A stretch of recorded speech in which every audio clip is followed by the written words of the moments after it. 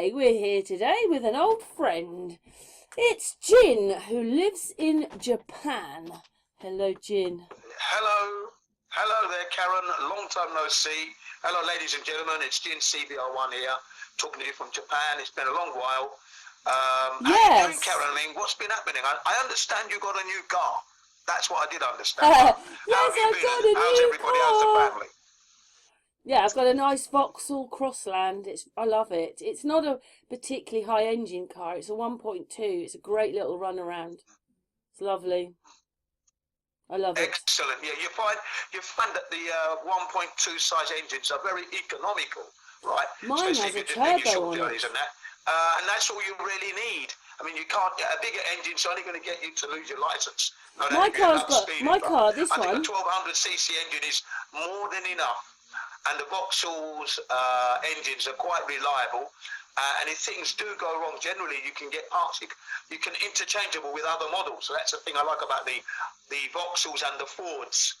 Back in the day, you could always swap a part over. So if a part for your vehicle wasn't available, you could always take it from another model that had the same part. So there you go, you know. And you could go to the scrap yards and get them even cheaper. So I think the Vauxhall brand is a good brand, you know. It's a turbo. Mine's a turbo. Have you heard from like Did you hear that? Did you hear that? Wait, one second. My car, Jin, my car's a turbo on it. It's got that little extra kick on it. But did you know? Did you know that there's really only a few models, and each company takes that model and jazzes it up the way they want? Yeah. So when they make a model of car, they said will obviously give you that extra oomph when you need it. Yeah. But Jin, did you hear what I said? When you're not needing it, the car is ultra economical. 1200cc engine. That's why it's not a guzzler. Nowhere near a guzzler. And with today's fuel injection system, it means that the fuel being used is the engine is using the fuel at its optimum best. In other words, it's using the correct air and the correct amount of fuel for the revs that you're using for your accelerator. So when you press the accelerator, you're demanding energy, and the correct amount of fuel and air will be mixed in and have a nice running engine. And that's an economically running engine. That's the whole point, okay? And then with your catalytic converters, cleaning the air out, cleaning the exhaust fumes should be good, okay? So I was just asking, have you heard from like CC? Well, I was just going to say, I was just saying in there, I don't know if you heard it, but did you know there's not really that many models? What I mean is, each car company takes the same model and jazzes it up the way they want. Because they said, the guy in the garage said it was too expensive for them to keep making all the different models. So they basically have a template, and then each company takes it. And I think, oh my God, really?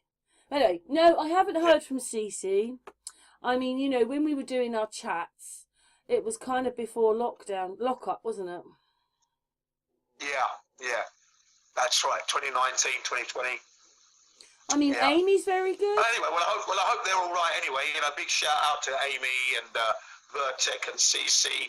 You know, I hope they're doing well out there. And maybe one day they'll come back on and we could connect. But in the meantime, what we're going to talk about today to you, ladies and gentlemen, between me and Karen. I just wanted to say, I do speak to Amy, and she comes on quite a lot of my videos, so that's good.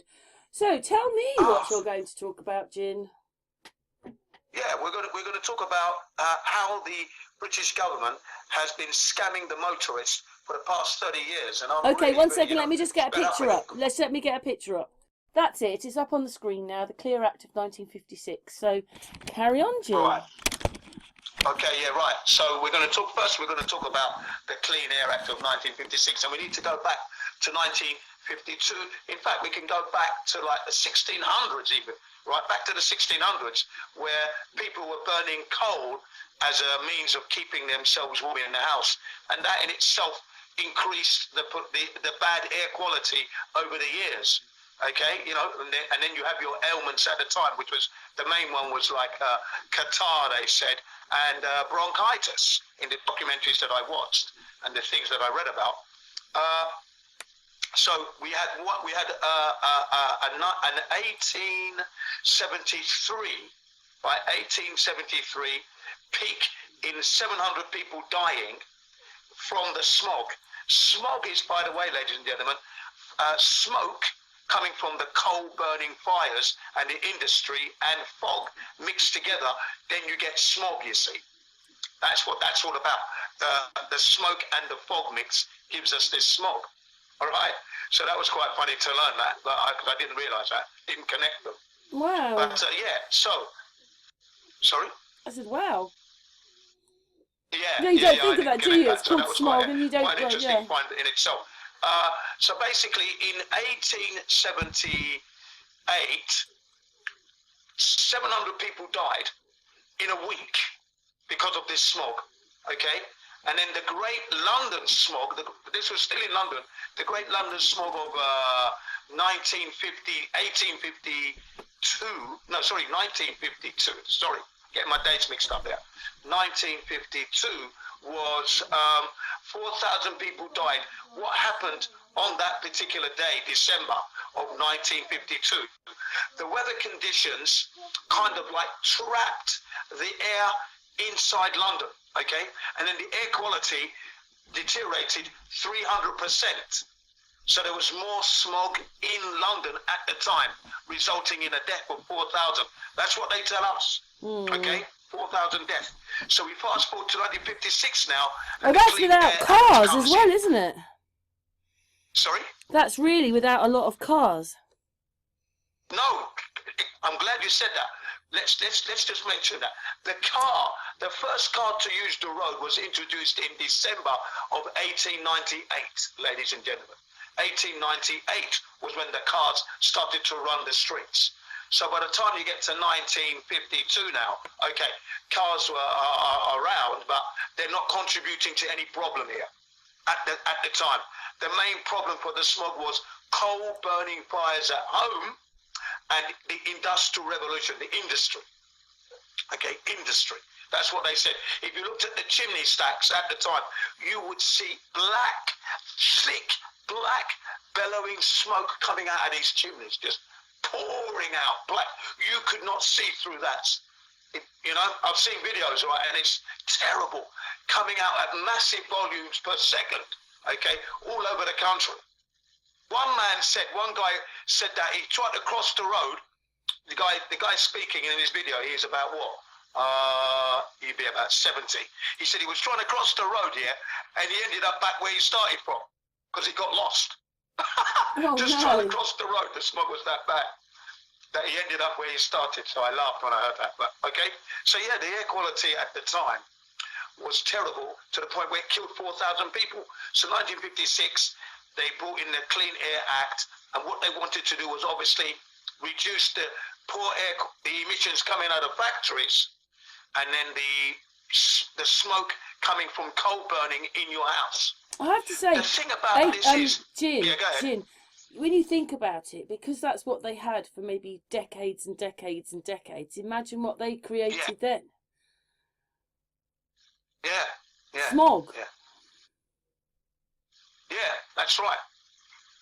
Yeah. So basically, what the government decided to do was this: if you had to replace your equipment in your house, that would be your boiler, for example, or your fireplace, for something that is non-smoking fuels. The government assisted you 70%, 14 shillings on the pound, they said. At 70p out of the pound would be paid by the government, and you only have to pay 30%. Okay? Isn't that good? Wow, you get a 70% was, assistance. When we had in a time where we were struggling with money. Yeah, but that was a great help, I thought. Don't you think? Yeah. Wow. They wouldn't do that now. You might remember now, Rishi Sunak and that, we're talking about everybody having to replace their boilers, yeah? You know what I mean? At your own expense. You can get grants. Obviously, I don't know if you know this, but within lockup and all that, my boiler broke down, and I just wasn't credit wise enough to get another boiler. I just couldn't get one. In the end, the council gave me one, but it was 2 years without a boiler, no heating and hot water. It was freezing in the winter.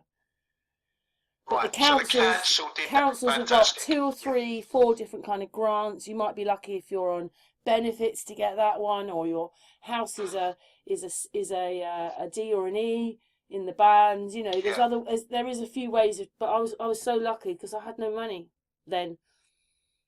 You know, being self-employed was ruined with lockup. I was self-employed for years, and then it was ruined. But anyway, I'm employed now, so yeah. But yeah, well done anyway. Well, I mean, I'm glad you got the boiler because at the end of the day, 2 years it was you were lucky you freezing. got it. But Rishi Sunak himself, before he lost his seat there, before he was kicked out, he reversed all that. He said to the British public in an public announcement that, you know, if you've got your boilers, we're not asking you to change them. You can keep them. You can keep your cars. We're not asking you to change your cars and that because that's not going to happen until 2035 or whatever. We'll have a review on that. Okay. So he did a 180 and, you know, which I thought was, you know, the right move to make. After all, asking people to change their boilers, but we're going to get into that later on. Well, you know that they've tried to stop wood burners, haven't they? They don't want you to have wood burners now. Yeah, I know, which is wrong.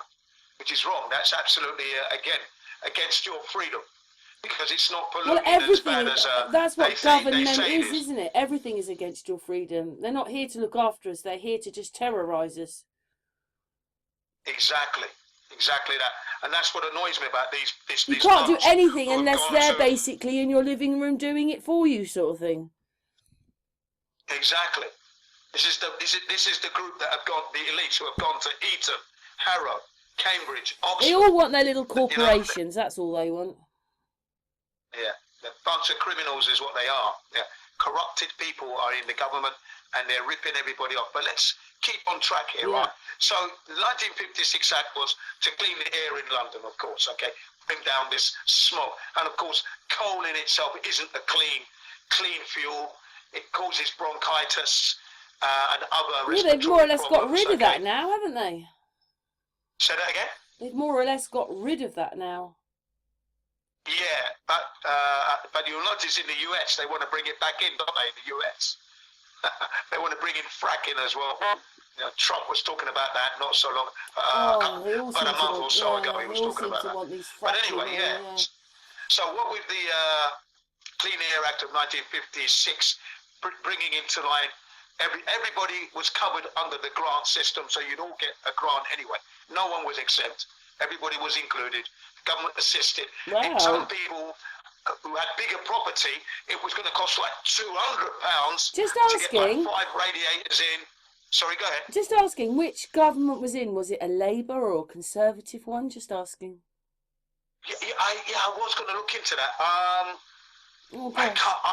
can't say. I'm hoping it was a Labour government. Yeah, I did. Should we have a look? 1 second. We're just going to turn this off for 2 seconds and just have a. We're just going to have a look. 1 second. So in this wonderful scheme where they're giving out 70% of the cost of the boiler, it was the Conservatives were in 1956. Yeah. We looked it up. Yeah, Conservative, but also they were getting grants in the 1968. That was a Labour. That was a Labour government. Okay, government. So the Labour government also gave grants as well in the 1968 assistance to those who had to change from coal to gas, you see. They're moving from coal to gas now. Gas being a cleaner burning fuel, smokeless, gas and oil. Okay? So the reason I mention these two acts is because by this time now, so from 1956 to 1968, the air quality had dramatically been cleaned up. Okay? So much so that they're looking for a new way of making money now, recuperating, and now they're looking at the car. This is when they started to look at the car, you see. Okay? And in 1950 in France, the catalytic converter was invented, and a French guy had a patent on it. Then the Americans improved on it. 1975. Okay? Are we putting that up as a picture? Converter. Jin, am I putting it up as a picture then? The catalytic converter. Please. We're on catalytic converters. Yes, yes. So by the time we get to 1968, as I said, the air quality was dramatically cleaned up. Okay, so much so now they're looking at trying to clean it up even more. Now they're moving towards the cars now. Now they're looking at cars and trucks and buses. Okay, the catalytic converter was invented by a Frenchman in the 1950s, and then the Americans in 1975 improved on that catalytic converter. Okay, so by the time we get to 1993, in Europe and in Britain, it is mandatory to have a catalytic converter fitted to every car being manufactured or imported into the UK. Oh wow, 1993, Jin. all cars must have catalytic converters. Jin, so every car today has a catalytic converter? Correct, yes. Now, what is a catalytic converter? People are asking now. Yes, well, what it does is that it converts the gases coming out of the engine into cleaner fuels coming out of the exhaust pipe. Okay, the catalyst is the bodywork, and the converter in there, there's platinum, iridium, and one other material that's in there. And what it does is it cleans up the three fumes that come out of your car. So when you start your engine up, it starts to emit carbon monoxide, nitrogen dioxide, and hydrocarbons. Hydrocarbons are the unburnt fuels. They look like liquid coming out. It's unspent fuel coming out, and sometimes you might see the exhaust pipe dribbling back in the day. That's unspent fuel, which gets into the air and flies in the air apparently, and causing all kinds of mayhem. But the catalytic converter cleans all that up. Its efficiency and effectiveness is 90% cleaner. Did you hear that, ladies and gentlemen? Wow. That your catalytic converter is removing all that bad air. 90% of it is removed as you're driving along. Your car is not polluting if it has a catalytic converter fitted to it.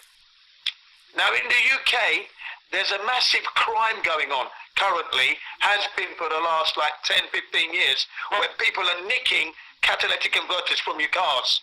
They only take 1 minute to 3 minutes to remove, by the way. Oh. Okay? Massive crime. Last year, 28,000 catalytic converters were stolen. Would you know it's missing? Do you know that? 28. Jin, if they took it off your car, you wouldn't be able to use the car, would you? Well, the car would make an awful racket, so you know it's gone.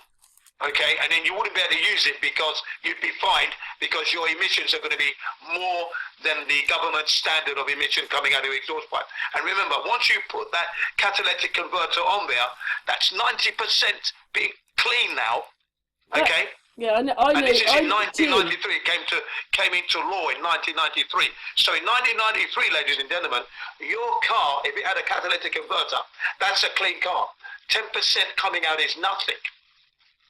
90% of it is being removed. We're talking about hydrocarbons, nitrogen dioxide, and carbon monoxide. Okay? Jin. Clean air coming out of your exhaust pipe. Yeah, go ahead. Well, I know where you're going to go with this conversation. So 90%, that's incredible. Right. Yeah. Thank you. I'm glad you understand exactly that. So if your car is cleaning, if your car now is clean 90%, what are you being taxed on? 2003. How can it be? Listen to this now. How can it be that in 2003 now, Ken Livingstone introduces the congestion charge? Hang on, we'll get that picture up. Hang on, we'll get that picture up. Right. So there you go, congestion charge, which is a £15 daily charge if you drive within the congestion zone, 7 a.m. till 6 p.m. Monday to Friday, and 12 to Friday. 6. Yeah, Monday to Friday, 7 a.m. till 6 p.m. and Saturday and Sunday, 12 p.m. till 6 p.m. Right. So you can be slapped every day of the week to the tune of 190. It's £15 a day. £105 a day just with the congestion charge alone. If you drive every day of the week. Well, it says £15 daily charge on here. Yeah, daily charge, but if you do that 7 days a week, that's £105. Yeah. Weekly. On top of paying for your road tax that you've already paid for. The road tax to use the road. Yeah? Yeah. Okay, so Jin. Is the video back on? Is the video back on? Sorry. And you don't even need the road tax, the driving licence and all that. Even that's a con. But carry on. Yeah, it's all a... Yeah. So basically, ladies and gentlemen, we're saying that by 2003 now, Ken Livingstone is introducing this congestion charge. And when you look it up, the reason for the congestion charge that's written today is to reduce the volume of traffic flowing through central London. That's what they said, to reduce the flow. Didn't say about the air quality now, just to reduce the amount of traffic. My question is, why do you want to do that? Why do you want to reduce the traffic? You've got the catalytic converters are fitted to the cars. Every car manufactured today, they've been around since 1975. Their effectiveness, when you look at it online, they remove 90% of the bad fuels. What's coming out of your car is clean. Can I ask you something, Jin? So why are they charging £15? Jin, why are we noticing these things now and we didn't notice it before? Oh, right, yeah. Well, I've noticed it for quite a long time. The British public now noticing it now is because the cost of living is rising. So people are beginning to wake up, aren't they? And there's another charge. We haven't got there yet. So this is why they're noticing it, because they're noticing how people are losing money. That's what they're waking up to. I'm looking at the scam itself, the air quality. Remember, the Clean Air Act of 1956, 1968 did a great job in cleaning the air completely, almost. And now they're looking at the car, okay? And they put the catalytic converter on the car now. That's a 90% reduction on bad emissions coming out of the engine. Clean up. That's clean up for me. Yeah, go ahead. Why have they attacked diesel now? And you know, one of the reasons I got my diesel car years ago is because you got more to the gallon. And they were upping the diesel cars, and then suddenly we come out of lockup, and it's the other way around. Now diesel's a bad thing. Now diesel costs more, etc. Now we want to get rid of it. If you've got catalytic converters on the car, please allow me 5 minutes, not even 5 minutes, 3 minutes to tell a very short story on the diesel. Okay, now, ladies and gentlemen, the inventor of the diesel engine is a German man called Rudolf Diesel. Okay, now his main objective in inventing this engine was to improve power output from the engine for the farmers. Okay, and this engine was designed to run on peanut oil or sunflower oil or another plant-based fuel. That was the original intention of this engine. And Rudolf Diesel won the blue ribbon for his invention in America. At the World's Fair, it won the blue ribbon, and he started to corner the market. Farmers bought it. They were running their engines on peanut oil, sunflower oil, other plant-based oils, okay? Because the petrol engine was no good. It was smoggy, dirty, weak. You had to crank it over and it wouldn't start all the time, okay? So the diesel engine, especially for the farmers' tractors, was a godsend, literally. Clean air. It was a non-pollutant. So now Rudolf Diesel is now on his way to Europe to corner the European market. He is killed and murdered on a ship. He has a last meal with the captain. Okay, his last meal was with the captain. The next day on the ship, Rudolf Diesel has disappeared. Wow. Okay, so he dies. Listen to this. He dies mysteriously. Washes up on the English coast somewhere. Okay.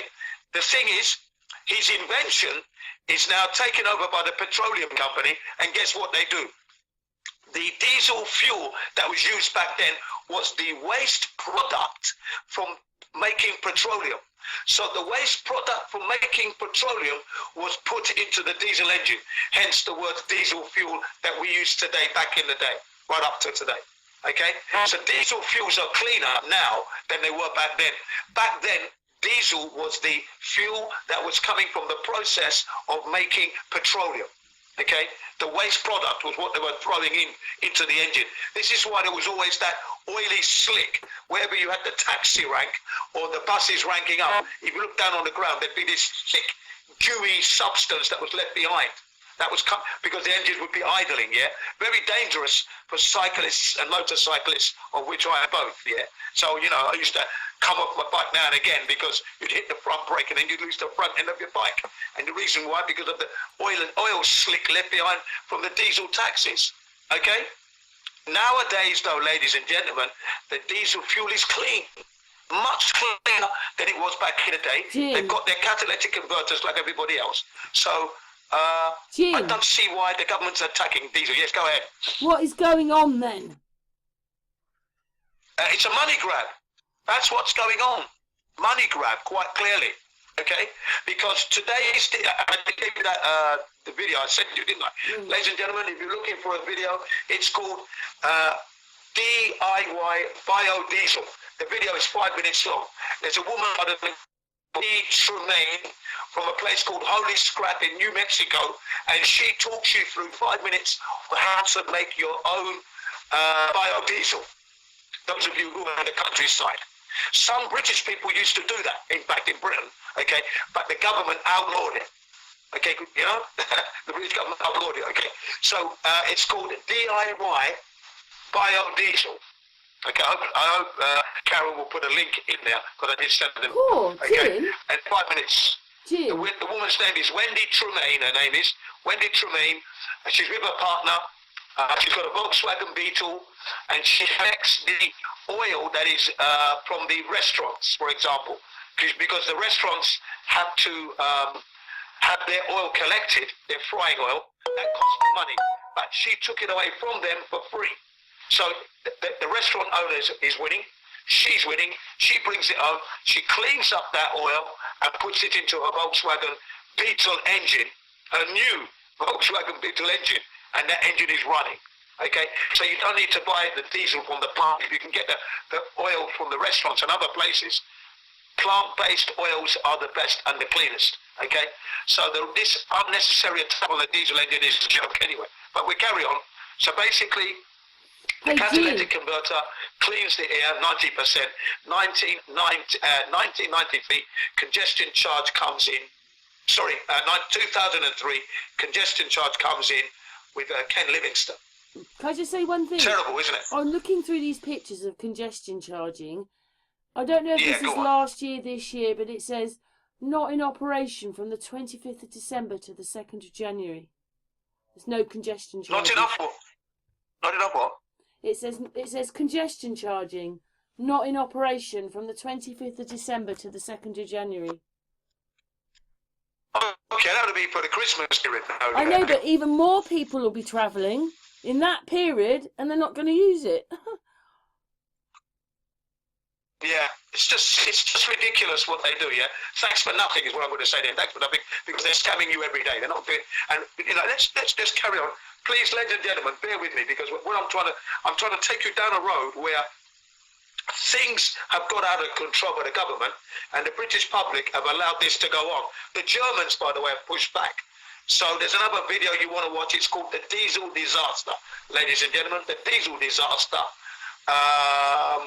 Not The Diesel Scandal. This one is called The Diesel Disaster. Again, I've sent that to Karen. Karen has it. Hopefully she'll put a link in the video so you can click on that. And you will learn how the German motorists, together with their experts, challenged the government's exhaust emissions, and where they put the air quality monitoring stations, okay, and how they turned that around. We'll get to that later on. But anyway, so are you changing the picture now? Cleaning up the air. You've got this congestion charge of 2003 kicking in, Ken Livingstone, and then to break your back even more and totally empty your purse, they bring in the ultra low emissions zones. Okay, a third whammy. Okay, a third whammy. What's going on, man? A third whammy. 2019.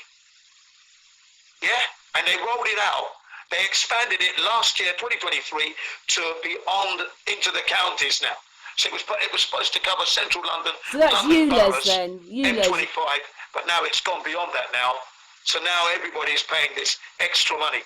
And the point I'm going to make here now is that Sadiq Khan, the mayor of London, has used a fraudulent, as far as I'm concerned, a computer model in order to bring this about, together with the death of a young black girl, African black girl, 9 years of age, in Lewisham. Her name was Ellie Kissy Deborah, okay, living in Lewisham, living by the sub-circular, the A205. So I've put a picture of her up now, so carry on. Right. Okay, so ladies and gentlemen, like I've just said, so we fast forward now to the ultra low emissions charge, and it's been expanded out to the southern counties now, all over UK, you guys will say now, because all the cities are now following suit, London suit. Now, it's come on the back of a death of a young black girl. Her name is Ellie Kissy Deborah, living in Lewisham, South East London. South East London. I think it is Lewisham, right? She suffered from asthma, first and foremost, okay? So on her way to school, she has an asthma attack. Now, these asthma attacks, ladies and gentlemen, began in 2010, okay? So if she dies in 2013, that's when she unfortunately dies in a hospital under the ventilator, because she collapsed at hospital on the way to school. She collapses, ambulance is called, of course, rushed to hospital, they put her on the ventilator, she passes away. And we all know about ventilators, don't we, ladies and gentlemen? And how they killed many people in the hospitals during the yes, don't say its COVID name. period. Yes, don't say its name. Okay, sorry. Yeah, you can't during do that. Lock up. During the lockdown. Okay. During that period, right, ladies and gentlemen, we all know what happened. But anyway, so she had the asthma. Now, the thing about asthma is that when a child gets the needle, the needle, the injection that you get when you're children, you have to go and get your injections, all the kids do as a child. Can I mention the word or not? 1 second, let's just stop for a second. Yes, Jin? Okay. So as I was saying, ladies and gentlemen, is that Ellie obviously she died apparently from her from air pollution. That's what's been stated on her death certificate. The first person to die from air pollution. What kind of pollution? These are what the experts are asking. What kind of air pollution was it? Okay? Because Sadiq Khan is going around saying that 4,000 people died. People die a year because of bad air quality. Okay? It's aggravating people's asthma. Okay, asthma, ladies and gentlemen. When children go off and get the MMR, if you look into the insert in the box, you open the box up, the MMR box, and you take out the insert and you unravel that. One of the side effects that's on there is asthma. So the MMR causes asthma. It's on the insert. Okay, it's actually on the insert. Now, the ailment or asthma doesn't show itself until the age of either 6 or 7. So when a child gets this MMR as a young child, it doesn't show up immedieded. It takes a few years. So when Ellie got her first asthma attack, she was 6 or 7 years old when she got it, and that was in 2010. This is from her mother's mouth. Well, saying listen, Jin, it says in here, right? What is the Ella Kissy Deborah law? The Clean Air Act Human Rights Bill is also called Ellie's Law in remembrance of Ellie Adu Kissy Deborah, who died aged 9 in February 2013 of acute asthma attack. Ellie was the first person in the UK to have pollution listed as the cause of death. Right. Now, ladies and gentlemen, I totally will never accept that as a thing for the knowledge I know. Number one, if you look at the demographics of Britain, there are more white people than black people living in Britain today. Okay? Asthma has been around a long time, caused by the so-called MMR. Okay? No one's telling you that. The scientific data is there. Okay? Yeah? How can it be that a black person dies first? A young girl. Why wasn't it an old man or an old woman who suffered from asthma, or a young white boy, a young white girl, for example? So I'm never going to accept that on demographic grounds. Okay? Then secondly, we're going to look at Deborah, little Ellie now. Now, she got this so-called asthma, and I'm saying it's due to that because it fits perfectly with what happens with asthma. It wasn't suddenly, okay, she got this asthma because of the bad air quality. That doesn't make any sense. Okay? How can it be that other people are walking around Okay, and other children are going to school, but suddenly Ellie gets an attack and then drops dead because of air quality. That doesn't make any sense at all. There's no correlation there. That doesn't make any sense at all. What makes more sense is this. She had, since 2010, according to her mother, she had 27 asthma attacks, resulting in that she had to go to hospital. Okay? 27. Okay? Now, question. Were those attacks brought on because of the air quality? Where was she at the time she had these attacks? Some of them happened at home, obviously. Right? And then they end up calling the ambulance, take her to hospital. Okay? So, this is indicative, and I know this very well. Reason being, ladies and gentlemen, my son had this asthma. Okay? And he was born in 2002. His first attack came when he was about 10. So it's a bit late, but 10. He got one attack. I took him to the hospital. We get there, sit down at the hospital. By the time the doctor came, he was already recovered. He didn't get any medicine. He went home. Then a month or two later, he got another attack. Again, I took him to the hospital. Sat down, same story, nothing happened. And then later on in the day, my wife took him to the doctor to go and get some medicine. And he got one of those ventilating things that you use, yeah? But he only used it like once in 2 or 3 months. After leaving elementary school, going to secondary school, he goes into judo, and that's it. The asthma's gone. My younger brother as well had asthma back in the 70s. I joined the Army Cadets. He joins a year later, and his asthma's gone. He's my age now, where I'm 63, so he'd be 60. 61 he is now, okay? Fit as a fiddle, like me. Regular exercising. We don't have any problems, okay? I never had any ailments. I'm quite lucky, okay? So this thing now with the asthma, in the case of Ellie, when you look at Ellie's mother is overweight. African food is high in saturated fats, very high, which would increase your blood pressure. So I put it to you that over the 9 years that little Ellie was alive, the diet she consumed at home wasn't healthy enough, especially as she had asthma. Can I say something? And it contributed Jin, to her asthma attack, Jin, high blood pressure. when you look at the pictures of her, she doesn't look Go ill. ahead. She doesn't look ill at all. There's no way you could tell that this little girl's got a real problem with asthma. She just looks like a healthy child. Thank you. Thank you. Excellent. Because high cholesterol and high blood pressure in itself you don't have to be big and fat to be having this problem. It can happen when you're slim and small as well. And African mothers are overweight. I know, I'm an African myself, so I know what I'm talking about here. When I make African food, right, when I started to make African food in the 80s, I deliberately reduced all the fats.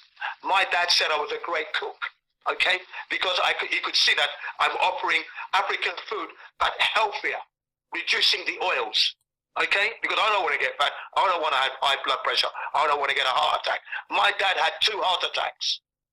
That was definitely due to no exercise, smoking, drinking, and the African diet. I said to the doctors, can you please tell my dad what I'm telling you to tell him? That he needs to stop the drinking, stop the smoking, and to eat more healthier. Also, I wasn't living with it Jin, after a while. Ellie's mum doesn't actually look that big, to be honest, in the pictures, these ones. She is. Okay, she's got other children. She's got other children that are okay, because she's got another girl, I think, and a boy, and she's holding up the picture. Yeah. And her name is Ella, not Ellie. It's Ella. Ella Adu Kissy. Ella. Yeah. But Thank you, Ella. Yeah. But yeah. so she's got other children that are okay, and everybody looks healthy, and nobody looks like death. In fact, she looks the odd one out. She almost looks ill. They look healthy, and she doesn't look so healthy. Exactly. All I'm trying to say, ladies and gentlemen, all I'm trying to say, Karen, is this: is that there's more to come. This is one story, unbelievable. The fact is, when you look at her, knowing the African diet, knowing how autism comes along, no one is born with it. It comes from when we get the MMR. It's in the insert, okay? And it doesn't happen immediately. It takes a number of years before it starts to flare up, and then you suddenly get this attack, okay? My brother had it, He wasn't very good at PE at school at the beginning, the early days. We were in the 60s and 70s, okay? But by the time I joined the Army Cadets, he joined a year later after me. That Army Cadet training sorted him out, okay? We went on to join the Royal Engineers. I left earlier than him. He was the only one to complete the PTF training. This is a man who used to have asthma, as a kid. So definitely it's reversible with exercise. That's my point, and healthy diet. So what I'm trying to put across, ladies and gentlemen, is that the government has sneakily attached little Ella's death to this smog, pollution and then in used London, her, and then which used is her for a fraudulent computer modelling, yeah, which was produced. Jin. Yeah, go ahead. They've used her as well to pass a law. Yes, I know. Do you know what? It's I'm really absolutely strange. livid. There's a picture of her up here, like she's not blowing bubbles, but she's making a funny face. And you think, well, if you've got asthma and you can't breathe properly, you won't be doing that. I can't find it now. Now I can't find it. Can you believe that? Yeah. She's like, she's not exactly blowing bubbles, but she's pulling a there it is. She's pulling a face, going, ugh. If you're worrying about asthma and all that, and there was like she was, surely there'd be machinery around her or something. Yeah. Ladies and gentlemen, what I'm trying to get across to you is this. They pulled the walls over her eyes again, not over my eyes, because that's not happening, right? Because I can see what's been going on, following step by step. The point is, Ella's mother is ignorant of the fact, okay? How did she come by the air quality thing? Listen to this. She states out of her own mouth that because she was looking to find out what happened and why her daughter died, they had to have a second inquest. But the second inquest only came around after somebody, whoever this person was, said to her, why don't you check the air quality in your area at the time of her death? Who do you think that somebody was, ladies and gentlemen? Who do you think that somebody would have been? Yeah? Why don't you check the air quality Who then? in the area where you live? Well, obviously it would be somebody involved with the air quality, congestion charging, or somebody they want to charge more money. Or somebody to make somebody to make the story. Exactly. That's what I mean. Yeah? I see what you mean though. What it is when you look at her now, because this happened in, what was it, 2015, and it's now a bit older. 13. Well, they're showing pictures of the mum today, and she's bigger, but she was a bit smaller when the little kid was there, because we're now talking of 10 years ago. Yeah, no, she was big then. She's big now. Right. She was big then. She's big, ladies and gentlemen. This woman is unfit. When in a video, she's walking in her area, walking around, right, while she's being interviewed. She's breathing. She's out of breath. She's out of breath. Okay? Right. So the woman is unfit. Okay? The woman is unfit. I'm 63. I'll run you into the ground. No, I'm kidding you not. Okay, I take my health very seriously. Okay, well, so I think what it this is we've made a real point about this. There's something not right with that story. The little girl's been used. Yeah. I don't, in the end, you wonder, is anybody real? But let's just say she's been used. Should we go on to the next picture, or do you want to carry on talking about this for a bit longer? Yeah. So basically, this is what's annoyed me, is that, through her mother's ignorance, you've now got a lot coming in. The first black person to die of air pollution. Demographically, that's wrong, ladies and gentlemen, when you look at the population of London. It cannot be that a black person dies first. It's impossible. I'm sorry. That's not acceptable. Asthma's been around a long time. Okay? Someone should have died well before now. Well before 2013. So it doesn't make sense. And I was going to mention the what you're more or less saying is it's more like you can't accept it's Ella because years ago somebody would have died of asthma. Absolutely, yeah. Absolutely. It just doesn't make any sense through the numbers of the blacks and the whites that are living in there, for example. I'm not putting it as a race thing. But you know why they've done this, haven't they? Because it doesn't make sense on those grounds.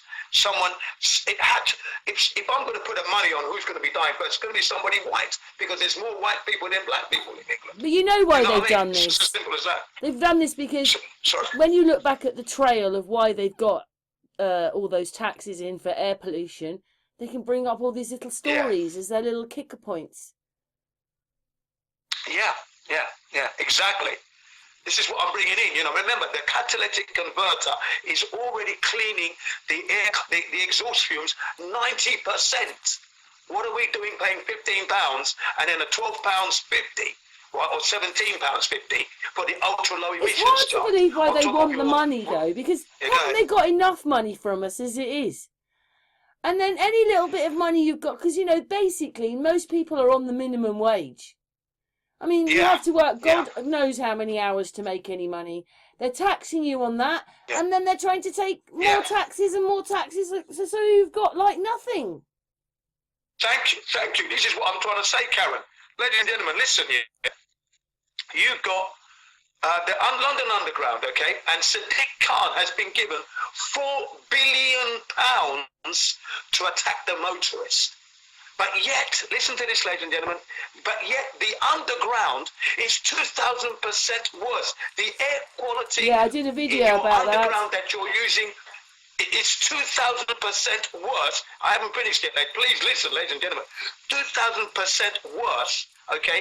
And then the air that's under the underground is pumped out onto the streets, because they do have chimneys that come up onto the street level. So you're getting that pollution added to the cars. Do you understand what's going on? This is an unfair hit on the motorist. How can you have an underground system that's producing 2,000% more bad air quality than on the streets? I'm not going to accept that, and they wanted to use that. Jin, Go ahead. I put a video out about that, about the fact that it's very dirty down there in the underground. Well done. Yeah, it's very dirty. And look, and Jin, millions of us use the underground every day, and we're all right. I know. But thank you. This is all going to come out as I'm going along. I'm going to go back to the 90s when I was in London, ladies and gents, because I'm talking to you from Japan at the moment. But I very rarely use the underground, but when I did use it, you can see these like little ceramic electronic bits and pieces they have attached to the rails and that, and they're piled with dust. You could spoon it off, ladies and gents, the dust that's accumulated. Okay, I'm sure you've seen it on the cables, covered in dust that run along the walls in the tunnels, covered in dust. You understand what I'm saying? So, ladies and gentlemen, look, they're just telling you lies. Okay, right now, so we're coming. Hopefully, we're coming to an understanding that we need to review that Ella's law thing. All right, and being the first to die of air pollution. What air pollution? And remember, the ventilator is what took her out. The ventilator at the hospital. Okay, coming after she's had 27 over 3 years, 27 asthma attacks, resulting in her being in hospital every time. Okay, all right, So we'll leave that there, and we'll now move on to.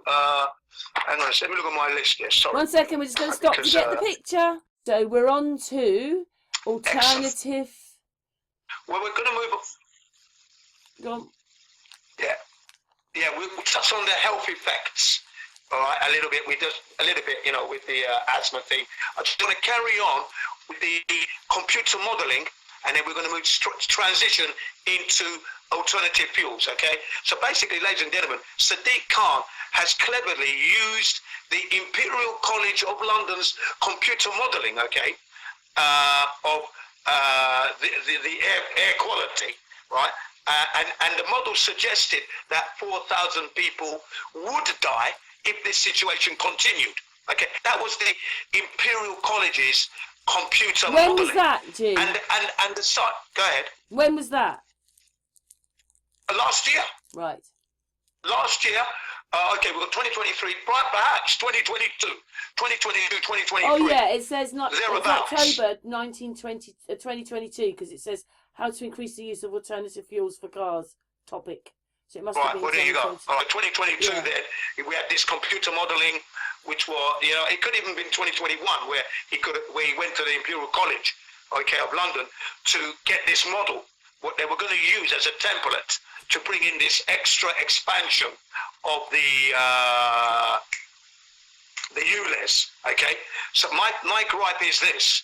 The scientists who did that model said to Sadiq Khan that he couldn't use that model in the way he was going to use it, claiming 4,000 people die every year. What he should have been saying to us, ladies and gentlemen, was that with the air quality as it is, the possibility of 4,000 people dying every year, according to the computer modeling from University College London, suggests this. It's purely a suggestion. It doesn't actually happen. But he didn't say that. He went around London. And then in his interviews, stating that 4,000 people die every year. That's a blatant lie, ladies and gentlemen. Nobody's dying. And I'm going to take you back to Germany now, very quickly. The German doctors, when the government tried to outlaw diesel cars in Germany, the German motorists pushed back. And the doctors stated this in this documentary called The Diesel Disaster. The doctors said this: not one human being has died from any particulates coming out of an exhaust pipe or from nitrogen dioxide. That's amazing. That's what they said, ladies and We gentlemen. can't wait to show you a film Right, with these like smoke coming out the engine, as if all cars are bad for you and fumes. Yeah. The German doctors have said that, yeah? Not only that, they said that's fear-mongering, because how could we document that? Then they likened it to smokers. So let me speak about the smokers, ladies and gentlemen. A smoker, on average, is smoking like 20, 30 cigarettes. When you work out how much nitrogen dioxide he's smoking in that cigarette, he's smoking over 1,000 times per cubic meter of nitrogen dioxide whilst he's smoking. That's 1,000 times higher level than the safety level of 40 micrograms per cubic meter in Germany. That's the level they've set from the WHO. 40 micrograms per cubic meter. When you smoke a cigarette, you're smoking 1,000 times more than that, okay? And they smoke like that for like 80 years, but they might die early 10 years, okay? So if I live to 80, a smoker smoking 20, 30 a day may only make it to 70, for example. That was the example they get. They don't die suddenly. But the way the government in Germany is saying that these 6,000 people dying in Stuttgart every year, that means they're dying suddenly. That doesn't make any sense. How can a smoker who smokes 1,000 times more nitrogen dioxide every day through cigarettes doesn't die suddenly, but the ordinary people in Stuttgart are dying? He said the model doesn't make any sense, and you can clearly see that. This is what the Germans have said. And then they stated this. This is the German people with their little, what do we call those? Air quality monitoring stations. When they checked it, it was a rainy day, mind you, on this particular day. At first, it was a rainy day at the beginning. It was only registering 2 micrograms per cubic meter, well within the 40, yeah, clean, okay? But guess what they said? More concerning was the tire wear, right? Tire particulates and brake dust that spiked well beyond, okay? Not being mentioned. And then you know what they also did? They went into a student's house on this particular road, into a flat, okay? And as soon as they walked in, their meter alarm was ringing off. Because what's going on? Why is my alarm going off? And the reason why the alarm was going off is because in this house, this student had a boiler that was on the go, and he was cooking. Okay, all right? And it turned out that the nitrogen dioxide in his flat was 30% higher, 30 times higher than on the road. So the government monitoring station, which was right there by the traffic lights, okay, right, was registering a certain number. In the flat, it was registering 30 times that. So basically what I'm saying to you, ladies and gentlemen, is that when you cook at home, and you have a merchant heater and a boiler in your house, you're breathing in more nitrogen dioxide than you would be on the streets on a busy day, okay? But the government doesn't tell you that. You're breathing higher levels than the government safety levels. your kitchen would be safer on the streets than in your house, in other words. Okay? This is what doesn't make sense about the story they're telling us. I've lived with gas cooking all my life, born in 61, 63 years old. I'm not dead. I don't have any ailments. I don't have a respiratory problem from using gas. Okay? So, this is what I'm trying to tell you. You're breathing in more nitrogen dioxide in your house on a daily basis than you are on the street, and it hasn't harmed you. And if it has harmed you, it could be due to maybe you got the MMR, or better still, you might be a smoker and all that. But if you're living a healthy lifestyle, you won't be harmed by the emissions that you're breathing in that you didn't know about until I told you just now. Okay? And you need to watch that diesel disaster video that's going to tell you that. Okay? So, now that I've mentioned that and I've got that off my chest, you know, the fact that Sadiq Khan used a fraudulent model. The model suggested it could be 4,000 people dying each year if this situation were to persist. But there hasn't been a single death, and the Germans have highlighted that. No one has ever died from any particulate coming out of an exhaust pipe or from nitrogen dioxide. Never happened. Okay, no deaths, zero. Catalytic converters, 90% clean air coming out of, cleaning up, 90%. It's cleaned up. Okay, all right. Let's go on to alternative fuels now. Now, out there is... Can I just say something? Can I just say something before you...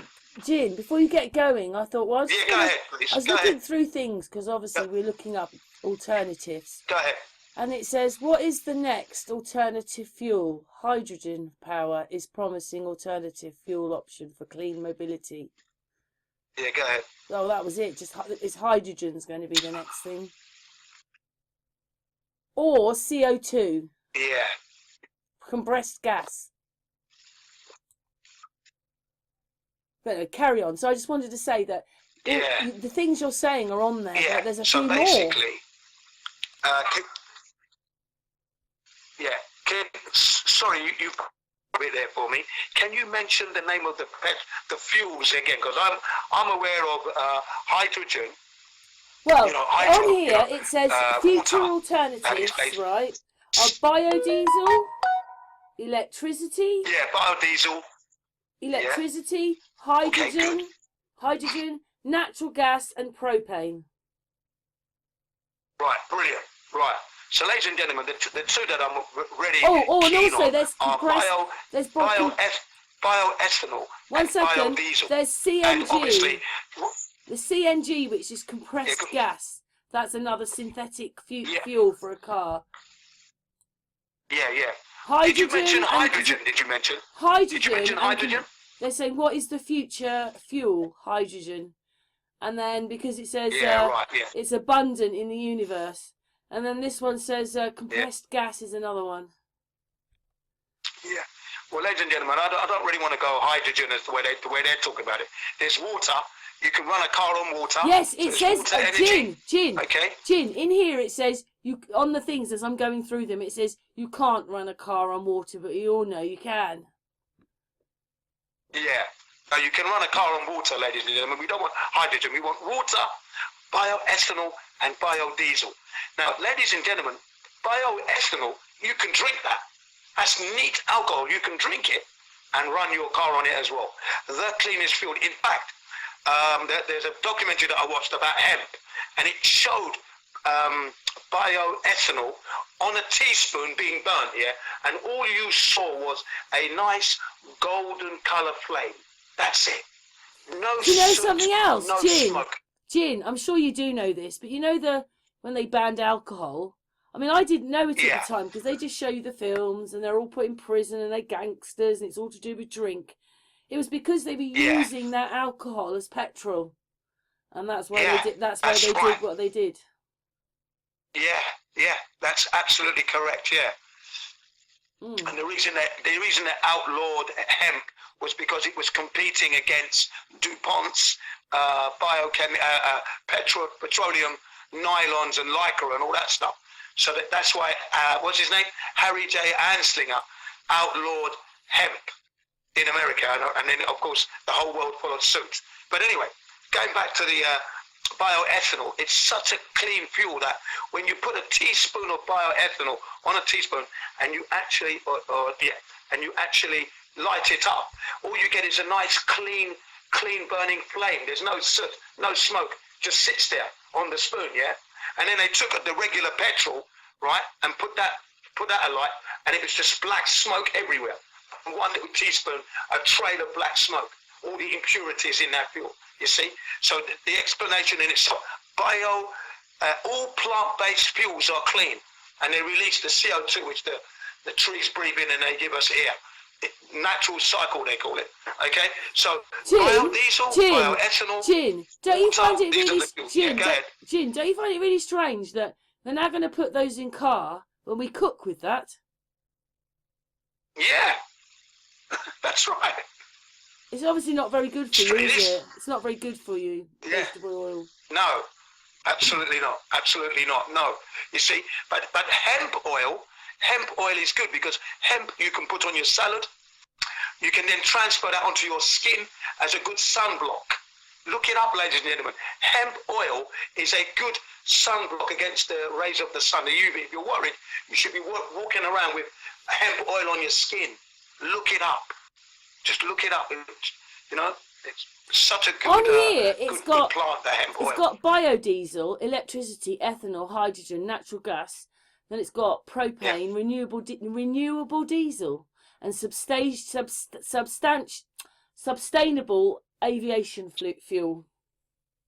Fuel, yeah. Well, the ones that I've mentioned are the cleanest, and that is biodiesel, ethanol. Okay, yeah, why that? That's got down as renewable diesel. So what did you say? Yeah, biodiesel. What is that then? That's made straight from oil, straight from like vegetable oil, hemp oil. You can run that in your car. Right. They call it bio because it's plant-based. So it's like you press, so basically you get a load of hemp seeds, you press them, and you can run that straight into your car engine. Okay? That's why they call it bio, because it's natural, isn't it? Mm. And then there's bioethanol, which is more like an alcohol, isn't it? And you can drink that. I tell you, it's so clean. So when the governments are talking about clean air, well, they're not really serious, because if they were, then they'd be pursuing hemp, okay? Because it's abundant, it's natural, okay? You get 4 harvests a year in the in the warmer temperate climates. In the cold frigids, you get 3 harvests a year.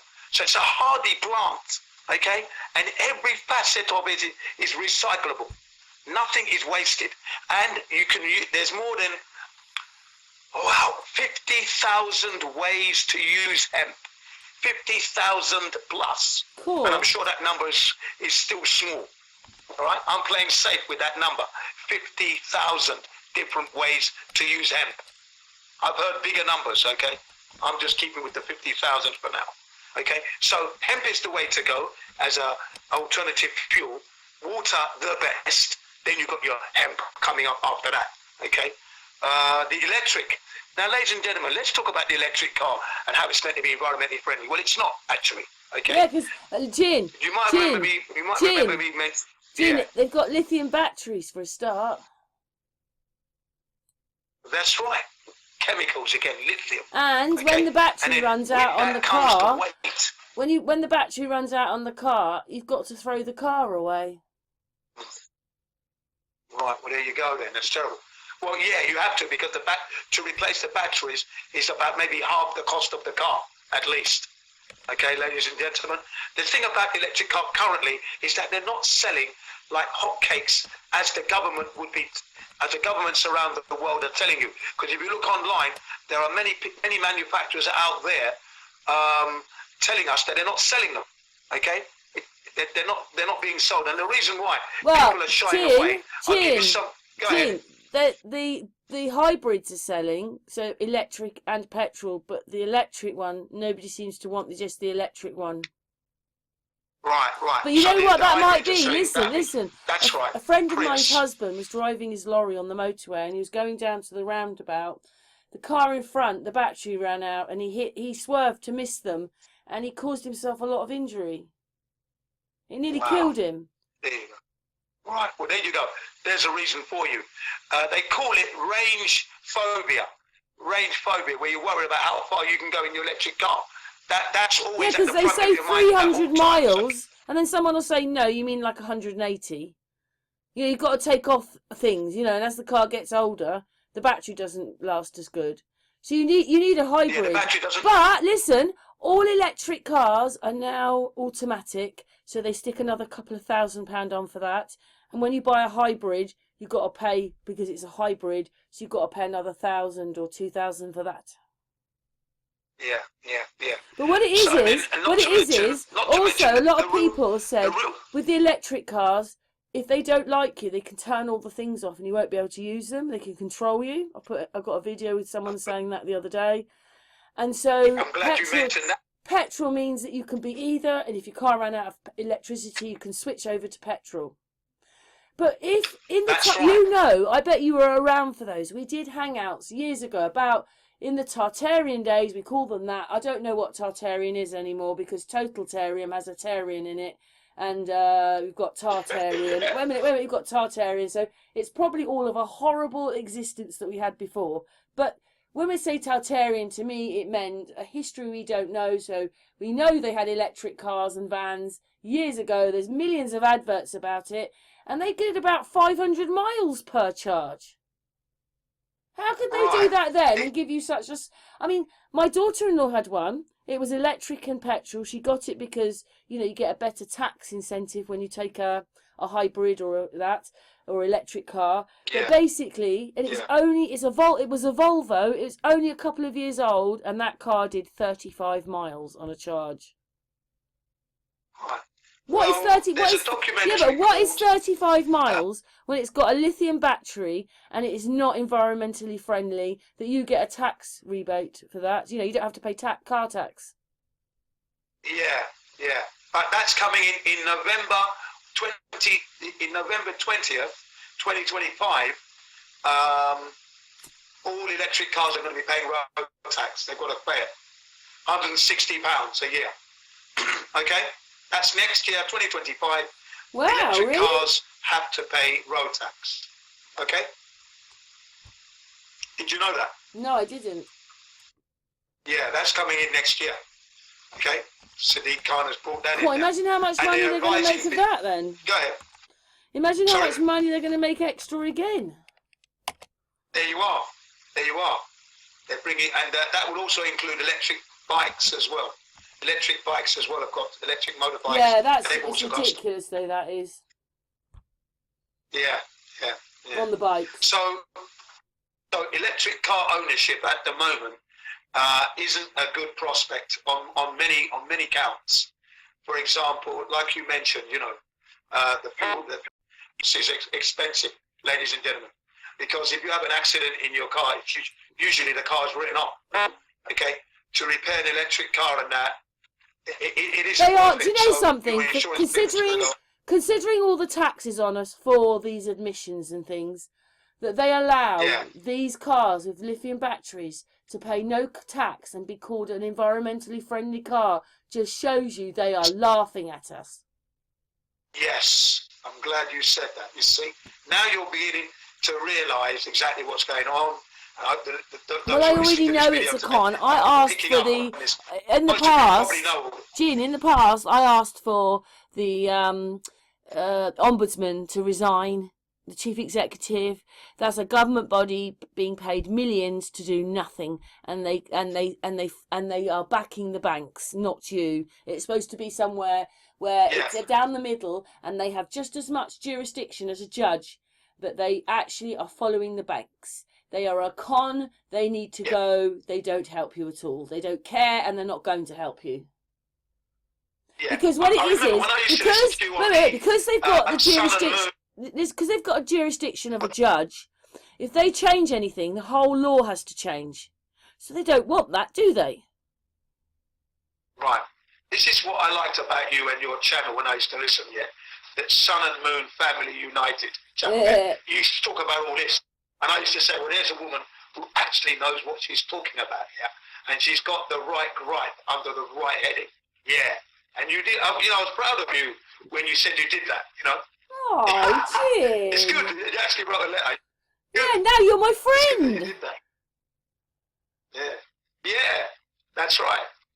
That's right. Yeah. So you know, the electric cars. Can I say something? Can I say something very quickly, Jin? Outset. I've got to thank you, actually. I know this is going off topic just for a moment, but I've got to thank you, and it's all your fault, because it was one day we were talking on a hangout a few years ago, and you said that you got to California in so many hours, and I thought, how the hell can he get there in the same time as us? And that's what got me. That got me onto the star map. The Union Jack fits completely over the top. You can see how everybody got their flags. Nearly every flag is to do with the Union Jack. The triangles, the crosses, the crisscrosses. Jamaica is on has a crisscross flag, and they are on my star map, which is a bit like a Gleason, but it's not. It covers the southern and the northern hemisphere. The military used it. Basically, Jamaica's on the crisscross, and they have a crisscross flag. I can do all the flags. That you started me on that trail. Someone sent me that map, and I started looking into things. I've made videos where I fit the Union Jack on the top. Lots of flags have triangles in them. They all live on somewhere on a triangle part of that Union Jack. The Union Jack runs it all. It's disgusting. Yeah, brilliant. But you set me on the path for that. Yeah, I would. Well, I'm glad to have done something good there. Then glad to be of service. I could not believe that you got to California. If I could just wrap up the electric car thing, and how the reasons for why they're not really selling and they're not moving off like hotcakes out of a bakery, is because you might run out of electricity. For example, the reasons are that tyre wear is increased by 20%. So your tyres wear out 20% faster than your petrol engine cars. Why? Because of the weight of the batteries. Right. An electric car is heavier. So, you know, if you have a small box electric car and then you have a small Volkswagen Polo, the Volkswagen Polo is going to be lighter. So you're going to have more tyre wear straight off there and brake wear as well. Okay? Then the other problem they were having back in 2022 was they were spontaneously blowing up, overheating, and they blew up. Did you not hear about that? Yeah. Suddenly exploding. The batteries were exploding in the cars. So that's the problem. The other problem is with the battery and the charging, the infrastructure. Sometimes you go to, that's been said on these videos, they go to charge their cars up, but the charger units that they're using are broken, out of service. They're not robust enough. Can I say something, Jin? It's not like this. It's not like this thing maybe has a little flame and you can put it out. Every picture they show you of an electric car that's caught fire, it looks like we were in a war. It looks like we're in a war. It's engulfed in flames. That's why I've seen the videos myself, and it's terrible. So you know you don't want it on those grounds, okay? I mean, we're lucky that the insurance is also high. It's lucky that no one has died because of this. Yeah, so far. Insuring an electric car is quite expensive as well, apparently, especially if you're going to be buying like a Tesla, and if you can afford it. But any electric car, the insurance is higher, okay? So the insurance, and if you have an accident in there, well, there goes your no claims bonus, etc., etc. Battery performance also not so good. Even though they're improving the batteries, they don't do well in cold weather. So winter, snow, that kind of thing. The battery power output drops, or battery life tails off. Okay, so there's a lot going against it. All right, and there are showrooms around the world with lots of stock, and they're not moving. Nobody wants them. Okay, and let me tell you something else. Germany was the last country to embrace manufacturing electric cars, and that should tell you something, because when you look at the combustion engine, the Germans were leading the world market, closely followed by Japan. In fact, you could say Japan and Germany are together, because in America, Japanese cars are the top-selling cars in America because of their reliability and their very, very competitive price. Okay, so you've got the Japanese and the Germans leading in the combustion engine market, and the Germans didn't want to go into electric cars. The reason they went in was because the workers in Germany producing combustion engines started to worry that Holland and other European countries were going headlong into electric cars, and Germany was being left behind. Right? I think the manufacturers knew Can I say that the electric something, car Jim? wasn't that good. They knew it. It's They quite didn't want to do it 'cause amazing. it wasn't that good. It's quite amazing Shit. that they allowed these cars to come out when they're all. It's not just those. Oh, it burnt that tyre or it burnt that little bit of the car. It completely engulfs the car. Why would they allow something like this to That's be put right. on the humans? Yeah, it's not. It would fail safety. It's not safe enough, is it? It's just not safe No. enough. And yet they're out there. You might remember No, so recently basically, in Oxford. it's like you're driving around on a bomb. Well, yes, that's exactly what my brother said. Exactly, and I agree with that. That's what it is. It is a bomb. And then the idea of having a hydrogen car would mean that you'd have a hydrogen tank in the back of your where the fuel tank used to be. And if you get hit from behind, that's another explosion going on there. So you don't want a hydrogen car, definitely not. No, biodiesel, bioethanol, water. These are the ones to be using. Gas still has a danger problem there, but bioethanol, biodiesel, much safer. Water, safest.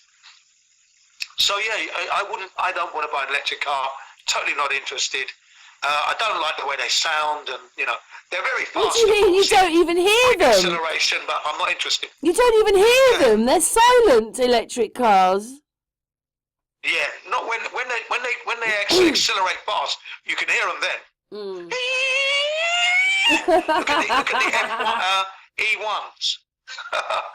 You've got the E1, you've got Formula 1, right? And then you've got E1. When you hear them,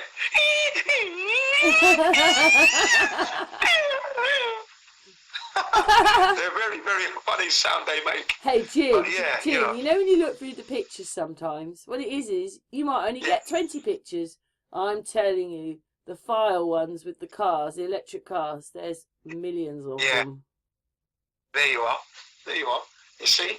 So you've only got to do a little bit of investigation, ladies and gentlemen, and you will understand that. Jim, if you had we've one been of those scammed. cars and it caught fire, what would put it out then? Because it's engulfing the car.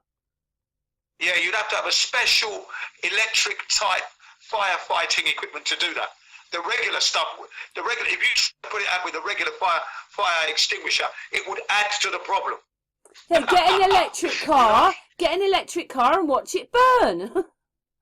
Yeah, in fact, when you get an electric car, inside the car should be an electric type firefighting equipment, fire extinguisher. Yeah, you become Okay. Can I say something else as well? And when you think about probably like even having petrol, diesel, unleaded and all that in your car, that's probably not the best either. Yeah. But you don't hear of all those cars catching fire every 5 minutes, do you?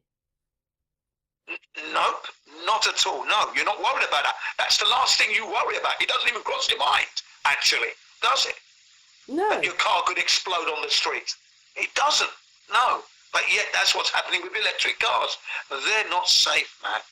In fact, I think Elon Musk's Tesla, they've had so many recalls with battery issues, overheating batteries and blowing up as well. So, well, as no, long as it's they're not annoying, environmentally friendly at all. as long It's a scam. as long as it's annoying to the people, they love it. Yeah.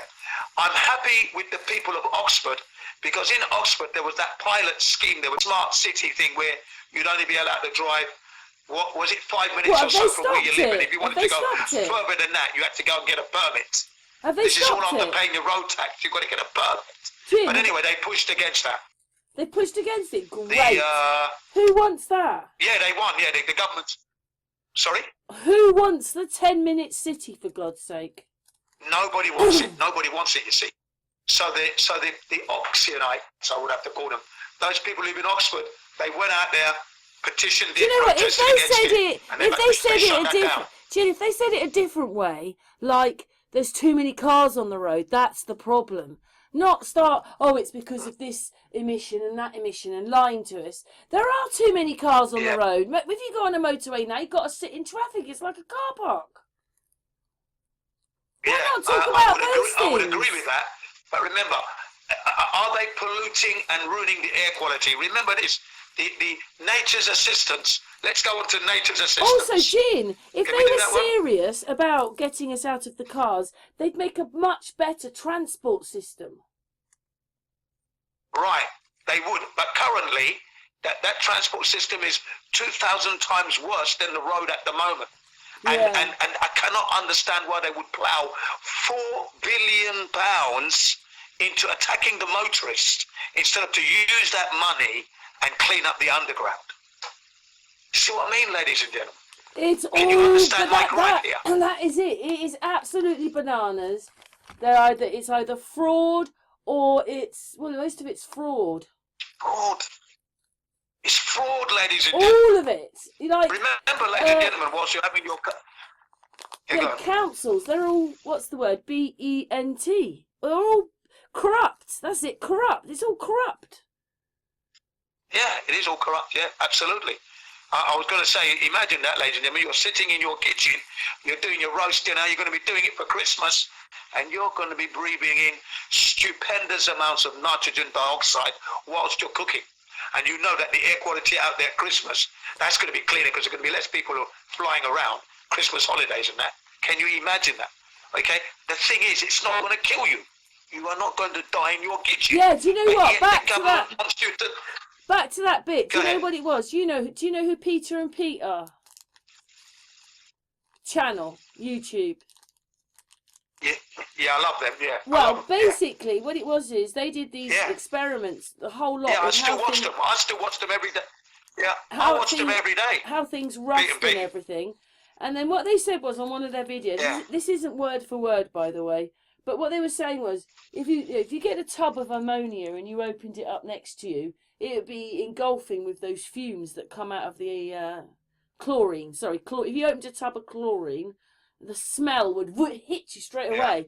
But if you put that tub outside and take the lid off and put it outside, the air takes care of that pollution and doesn't kill you. This is what's happening with with the diesel. If there's any side effects from the diesel, the petrol, unleaded, any of them, the air will take care of it. Yeah. Somehow it takes care of it. That's exactly what I was going to say, ladies and gentlemen, that nature assists us every day. So let's take a day in the life of a human being living in London, okay? Wake up in the morning, it's 6 o'clock. You cannot tell me that the air is polluted because it would have been cleaned whilst you're asleep. So you open the window, oh, fresh air. Okay, you go to the bathroom, you have a shave, you shave up. Electric shaver, okay. Put your clothes on, you have your breakfast. Goodbye, darling, I'm off to work now. You go, get in your car, you drive off, okay? You get to work, you're into the rush hour now. So rush hour starts from about 7 o'clock. What time does the rush hour begin in the UK, would you say? 5. 5 o'clock. 5 o'clock in the morning. Nah, that's too early. That's 5 o'clock. That's way too early. Yeah, I think it starts. No, not 5 o'clock in the morning. Not the rush hour. Well, 6 then. It'd be about 7ish, wouldn't it? 7. Go on then. We'll go for your 7. Yeah, I'd say okay, between 6 and 7 in the morning. Right, rush hour. Okay, and then everyone's getting to work about 8 o'clock, 9 o'clock. That rush hour dies off, doesn't it? Okay, it's not a rush hour all day long, is it? And then it begins again from about 4 o'clock, starts to build up again, rush hour. People are trying to get home, kids, picking up the kids and that, 6 o'clock. So you've got these blocks where traffic is not so bad as they say, right? And then when does it tail off? When does the actual rush hour tail off? 8 o'clock in the evening, would you say? It's gone? 8 o'clock, rush hour? Yeah. Right. So from Maybe 8 o'clock maybe onwards, even ladies and 7:30. 8 o'clock, But 9 anyway, o'clock, about 10 those o'clock, times. Yeah. 12. It's the traffic volume has dramatic to bed at midnight, let's say. If you've gone to sleep, you're going to get up and say you've got 6 hours, plus you've got 9 hours, there's about 8 hours of air cleaning that's done by nature.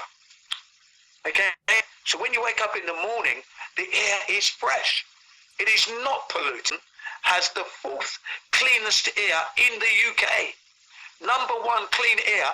This is last year's value. Wow. Don't know about this year yet. Last year, Glasgow was the cleanest. Wow. Followed by Edinburgh. Yeah, Glasgow, Edinburgh, Newport, and then London. In that order, last year. Wow. Glasgow, Edinburgh, Newport, and then London. Hey, before order, you ladies carry and on, gents. there's something else to add to the mix. Okay, we're doing your stuff tonight, but don't Go forget on. they did it to us with the ozone layer. Remember that one? Yeah, I remember that. Of course I do. And they never Of course I stopped do. going on and on about it being above Iceland, and now they don't talk about it at all. No, because it was a scam all along. Right? Listen to the minister. Listen to the minister of Health and Environment in Australia. He stated this, that during the lockdowns, okay, there was no travelling going on yet. Guess what he said? The CO2 increased, he said. How can that be when there was no flying going on? He said that, okay? So it can't be down to the traffic and aeroplanes flying. It's a natural phenomena that the CO2 and nitrogen dioxide levels increase and decrease as a natural flow. Jim, it's really annoying, isn't it, for you, all this? It's just like unbelievable, isn't it? Yeah, it's frustrating, absolutely. I've watched it happen because I've been very interested, you see. I've got a good memory. Very interested in all this. And I can see this. I can see how they're scamming. How can you have an instrument known as the catalytic converter cleaning your exhaust to 90% clean, and you're now paying £15 plus £12 a day just to drive around London, right? And each day the air is being cleaned by nature anyway. All right, ladies and gentlemen, that's what you're living under at the moment. A very, very corrupt government. Okay, very corrupt indeed. Well, they made us believe we went to the moon when we didn't. Well, yeah, of course. And that is a definite impossibility. Reason being, ladies and gentlemen, rockets do not work in a vacuum. Okay? That's what you've got to remember. The reason why a rocket takes this parabolic arc that you see is because the air is diminishing the higher the rocket goes up. So it has to follow an arc because there's no air up there. Okay? And rockets need air to propel themselves. You're going to hear people tell you, no, what it is that the oxygen is in the rocket itself as liquid oxygen, and then Aerosine 51 comes into contact, and you get this spontaneous combustion, and then you get the thrust coming out the nozzle. That's all crap, ladies and gentlemen. You still need the combination of air, the medium to push off of, okay?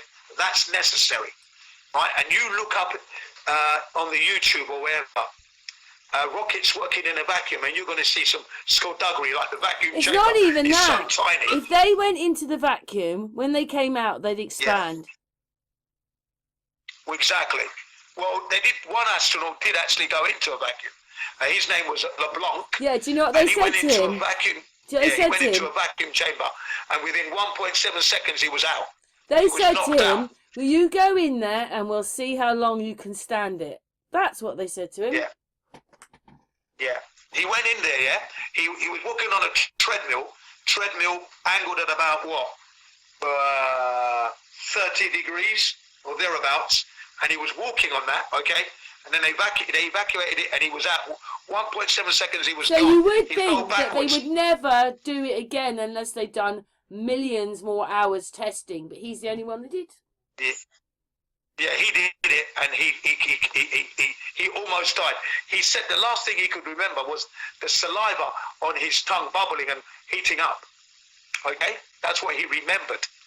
All right, that was the outgassing phenomenon. And he was in a suit where the body expands. He was in a suit. Outgas. Yeah, he was in the spacesuit. Yeah. The thing is, right? The thing is that chamber was the equivalent of going about 2 or 3 miles from the Earth's surface. So you're not even in space. That chamber did not replicate the vacuum of space. Well, not they yet. said it Only did. 3 miles. They said that it was the same as the moon. That's what they said. No, it's impossible. They can't do that.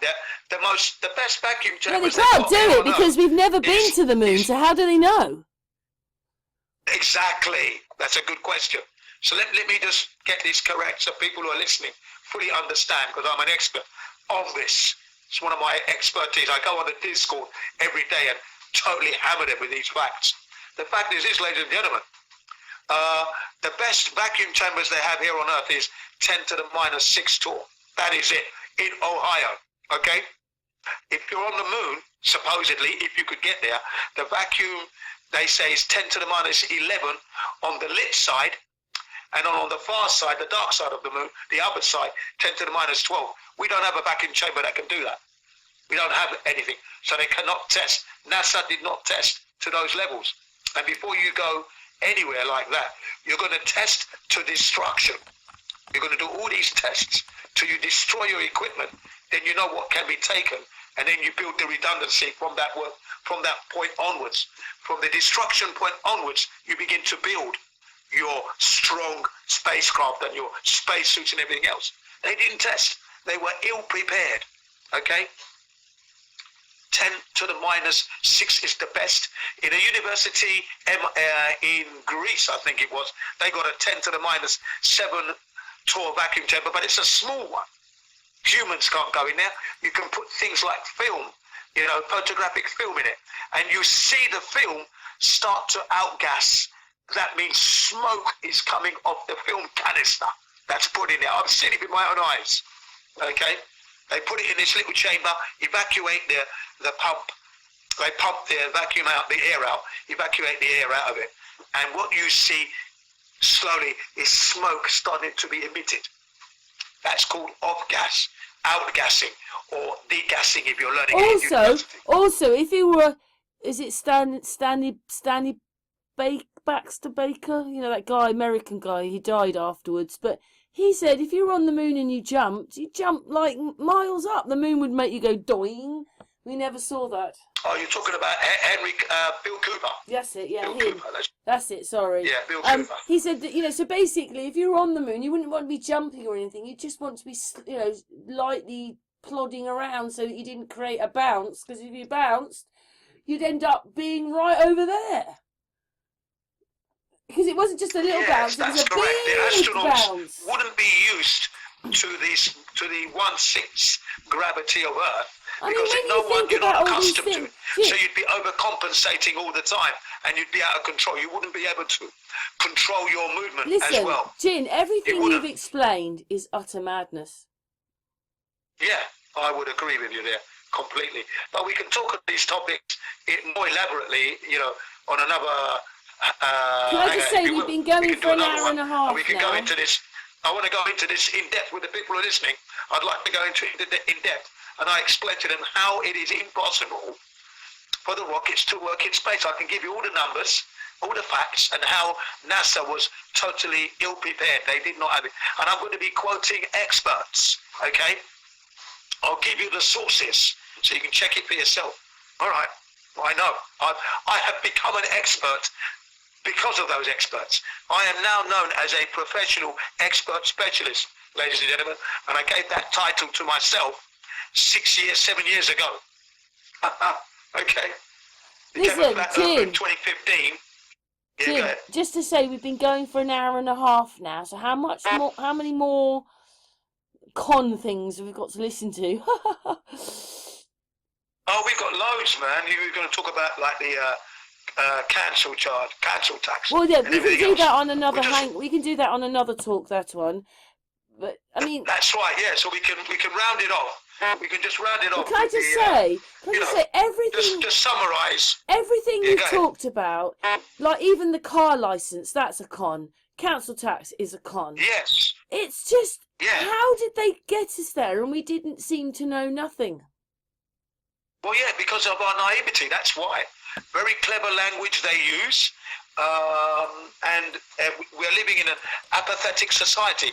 Apathy is everywhere. Well, I suppose what it Do you know was what I is mean? we have trusted our everything. We've trusted our system. Exactly. Now it's time to not trust. Now it's time to stop. When they're telling us that we live on a spinning ball hurtling through a universe, and you wake up to the fact that that's not actually happening, your instant reaction is, well, you don't vote for the government anymore. Why would you vote for your demise? You become a revolutionary. I was a revolutionary from when I was 19 years of age. Okay, Thatcher government.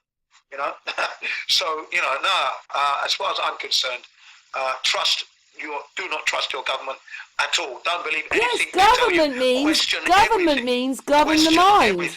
Government means govern the mind. Exactly. Govern of your mind, govern of the people. And do you know what that is? Do you know what that is? It's totalitarianism. Go ahead. Totalitarianism. Yeah, totalitarianism. That's right. Of course it is.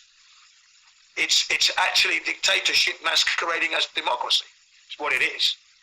And like I said, it's the elite that attend the Etons, the Harrows, Cambridge and Oxford. These are the people that are in control in Britain and around the world as well.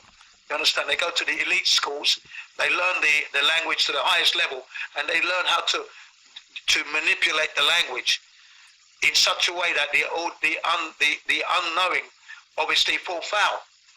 And that's how they pull the wool over our eyes. Hey, listen, if it's any difference, we've learnt in the last week, because I started to look it up, Syria has fallen. Yes, that's right. Absolutely overjoyed at that. For now, just don't what? get me wrong. There's Remember, more. It's still a toilet. Still a toilet country. Still out of control. Let me just finish the this. thing that I will say is, go ahead. Let me just finish this little bit.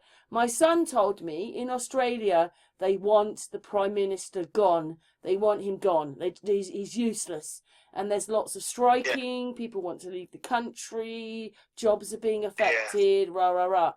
Then you've got France. You've got the Prime Minister being ousted. And also now they want Macron gone. They want his head. It's that bad. They want to chop his head off. Yeah. And nobody wants Keir Starmer. And I look up what's happening in Russia. It says it's quite a nice place to live, and they have quite a nice living these days. Really? The government pays for water, education, and all these things, and they moan about Russia. It sounds like our water's contaminated. It's just disgusting, the whole thing. We're 2024 and we're living as if we're like before the Victorians, if you know what I mean. Our technology, the way that we're being... Yeah. They're pumping sewage into the sea. Yeah. Terrible, man. We're living wrong. The modern lifestyle is not perfect in any way, shape, or form. But, Jin, you know, if the air takes care of a lot of the damage or the fumes, maybe the sea takes care of what goes in it, really. But I suppose there's so much salt in there, it'll probably kill it anyway. Yeah. Now, talking about Syria, Assad is currently in Russia as we speak. He's fled. Yeah. Okay? He's fled the country. He's gone. The revolution has happened. Did you know that? There it has, yeah. Maybe. Right. No, it has. Definitely has. Assad is no longer the leader of his country. He's gone. Okay? And remember, this is over 50 years we've had Assad in place. And the country is a toilet. I remember this, ladies and gentlemen, if you're listening. Yes, but you know, Jin, you know that they're all part of the same system. So what does this mean then? Yes, exactly. You took the words out of my mouth, because that's what I was just going to say. Ladies and gentlemen, as Karen says, they're all married together, because if the next government that comes in Syria is teaching that they're living on a globe, hurtling through the universe, and that is part of their education system, they're still under control. Do you understand, ladies and Yeah, gentlemen? listen, we had a Because hangout. a new government... Yeah, Jim, go we ahead. had a hangout about Trump, me and Amy, and it came to me because what it is when you actually listen to a speech he made about 2 or 3 weeks ago, he went on for about 7 minutes. It's almost like I wanted to go, yes, well done, he's my hero. But the thing is, I said to people, oh, we'll know whether he's a real man or not, because his presidential seal has an eagle on it. Putin has double eagles. America are flying a single eagle. So if he changes that seal, he is his own man. If he flies the same seal as he had before and the same seal as Biden, he's one of them. As far as I'm concerned, Trump will never be his own man. Okay, he's a puppet put in place. I predicted all this Trump getting back in because the insurrection was a fake. He had 2 fake assassination attempts. Come on, man. Which also, Jin, weren't real. He had no blood on his face. I looked at it. I broke it down. I showed everybody. He had no blood on his face. Right. So obviously, Trump is... With what you've just said, that equals Trump is a puppet. He will never be his own man, yeah? Do you get it now? Yeah? They're all they've all got the same boss. Logic. They've all got the same boss. Even Biden has the same boss. Yes. Thank you. They're all working as puppets. Follow the logic through. I mean, what more... I don't mean to be horrible, but what more of a puppet than Biden? I mean, look at him. Like a robot walking across the stage.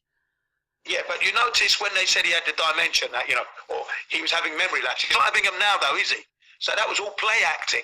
Please, let's get that correct, ladies and gentlemen. That Biden is okay. He's quite coherent for his age. Yeah, but come on, okay? listen. He ousted Putin all the time. But what he's not telling you is they're all related, that he's related to Putin. They're all cousins and things. Right.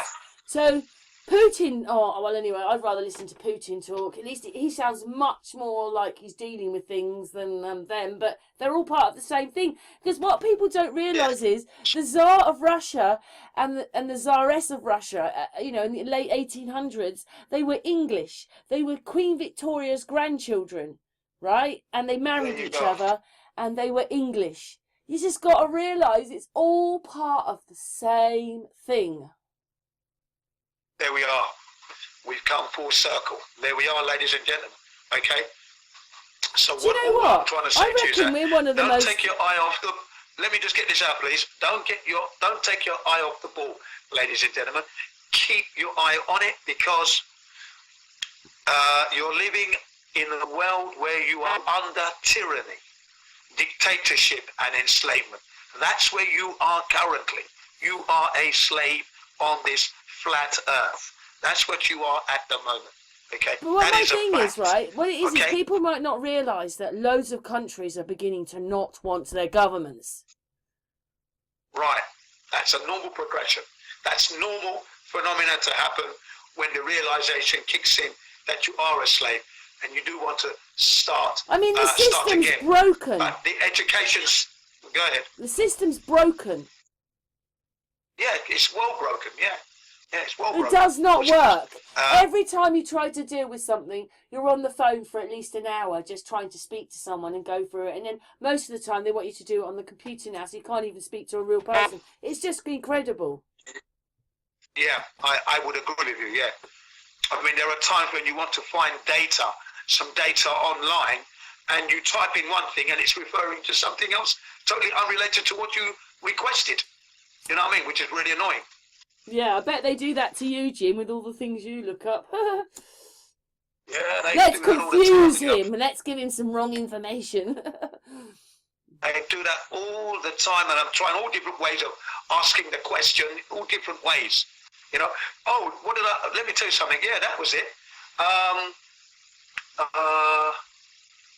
2 weeks ago, YouTube took down my account. They didn't realise I had 2 accounts. They took down my account, right? They said the reason they took down my account was for spamming somebody back in March of 2021. What? March. Yeah. Right? So obviously I appealed that. I said, excuse me, that happened in 2021. It is now 2024. What are you doing? What's going on? And then they reinstated it the next day.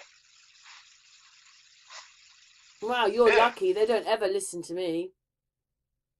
Yeah, they reinstated it the next day. And now I actually, when that incident was, I'll tell you what happened. That incident, and I didn't spam the guy, because we're talking about the Van Allen radiation belts, okay? And I'm stating that he was trying to say that it wouldn't, right, in the comments, because I commented on the video and I gave a good comment. And then somebody from the outside commented on what I commented on and started saying that I was a fool and that. So I commented back to him now. So now I'm having like a 3-month battle with this idiot, yeah?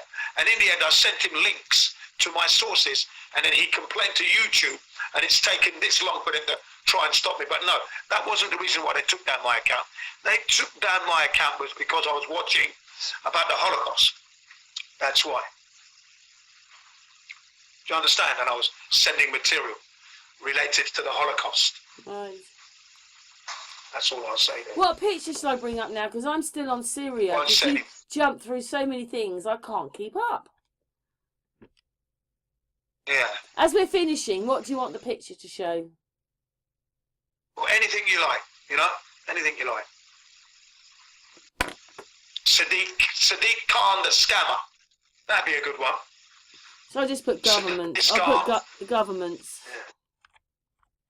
Yeah, don't trust the government at all. No, don't trust them. Well, to be honest, Jin, I've made another video about this. I looked up how many people lived in, I think it came up with Bracknell. One of them said 120,000. And one said, I can't even spell government now. One of them said about 80,000. But people voted was 40,000. And so basically, the Labour Party got 30% of 40,000, which means we have governments running us on less, like on 15%. I actually see that as a, it is, I can't spell, hang on. I see that as, it's basically, you know, that means we don't want them. That's correct. It's a vote of no confidence. That's it. Vote of no confidence. Yeah, that's right. Exactly that. They're not talking about that, are they? Is what, that's why I wanted to do this thing on the clean air thing, because they've just been scamming us. At the very beginning, it was necessary back in the 1950s, throughout the 60s, let's say. But today's car is clean, ladies and gentlemen. Okay, has been since 1993, when it was mandatory to have a catalytic converter fitted to your car. Everything else that's come after that has just been a scam. They're stealing the money. Okay, and remember what the Germans said. The German doctors stated categorically that there has never been any human being that has died from any exhaust fumes. Not one human being, not one. Not one. And you'd think if the air was that bad, there'd be thousands. Okay, there'd be thousands. And yet, you can watch a documentary about the British government, and it will show you ministers calling numbers like 30,000, 36,000 people died from respiratory problems every year due to the smog in England. You know, just like that, just off the cuff. Can I tell you something, Jin? Can I tell you something? My brother-in-law died of fumes, but what he did was, it's very sad, he put himself in a car and put a pipe over the end of the exhaust and put it in the car. Yeah, that's correct. That's a suicide.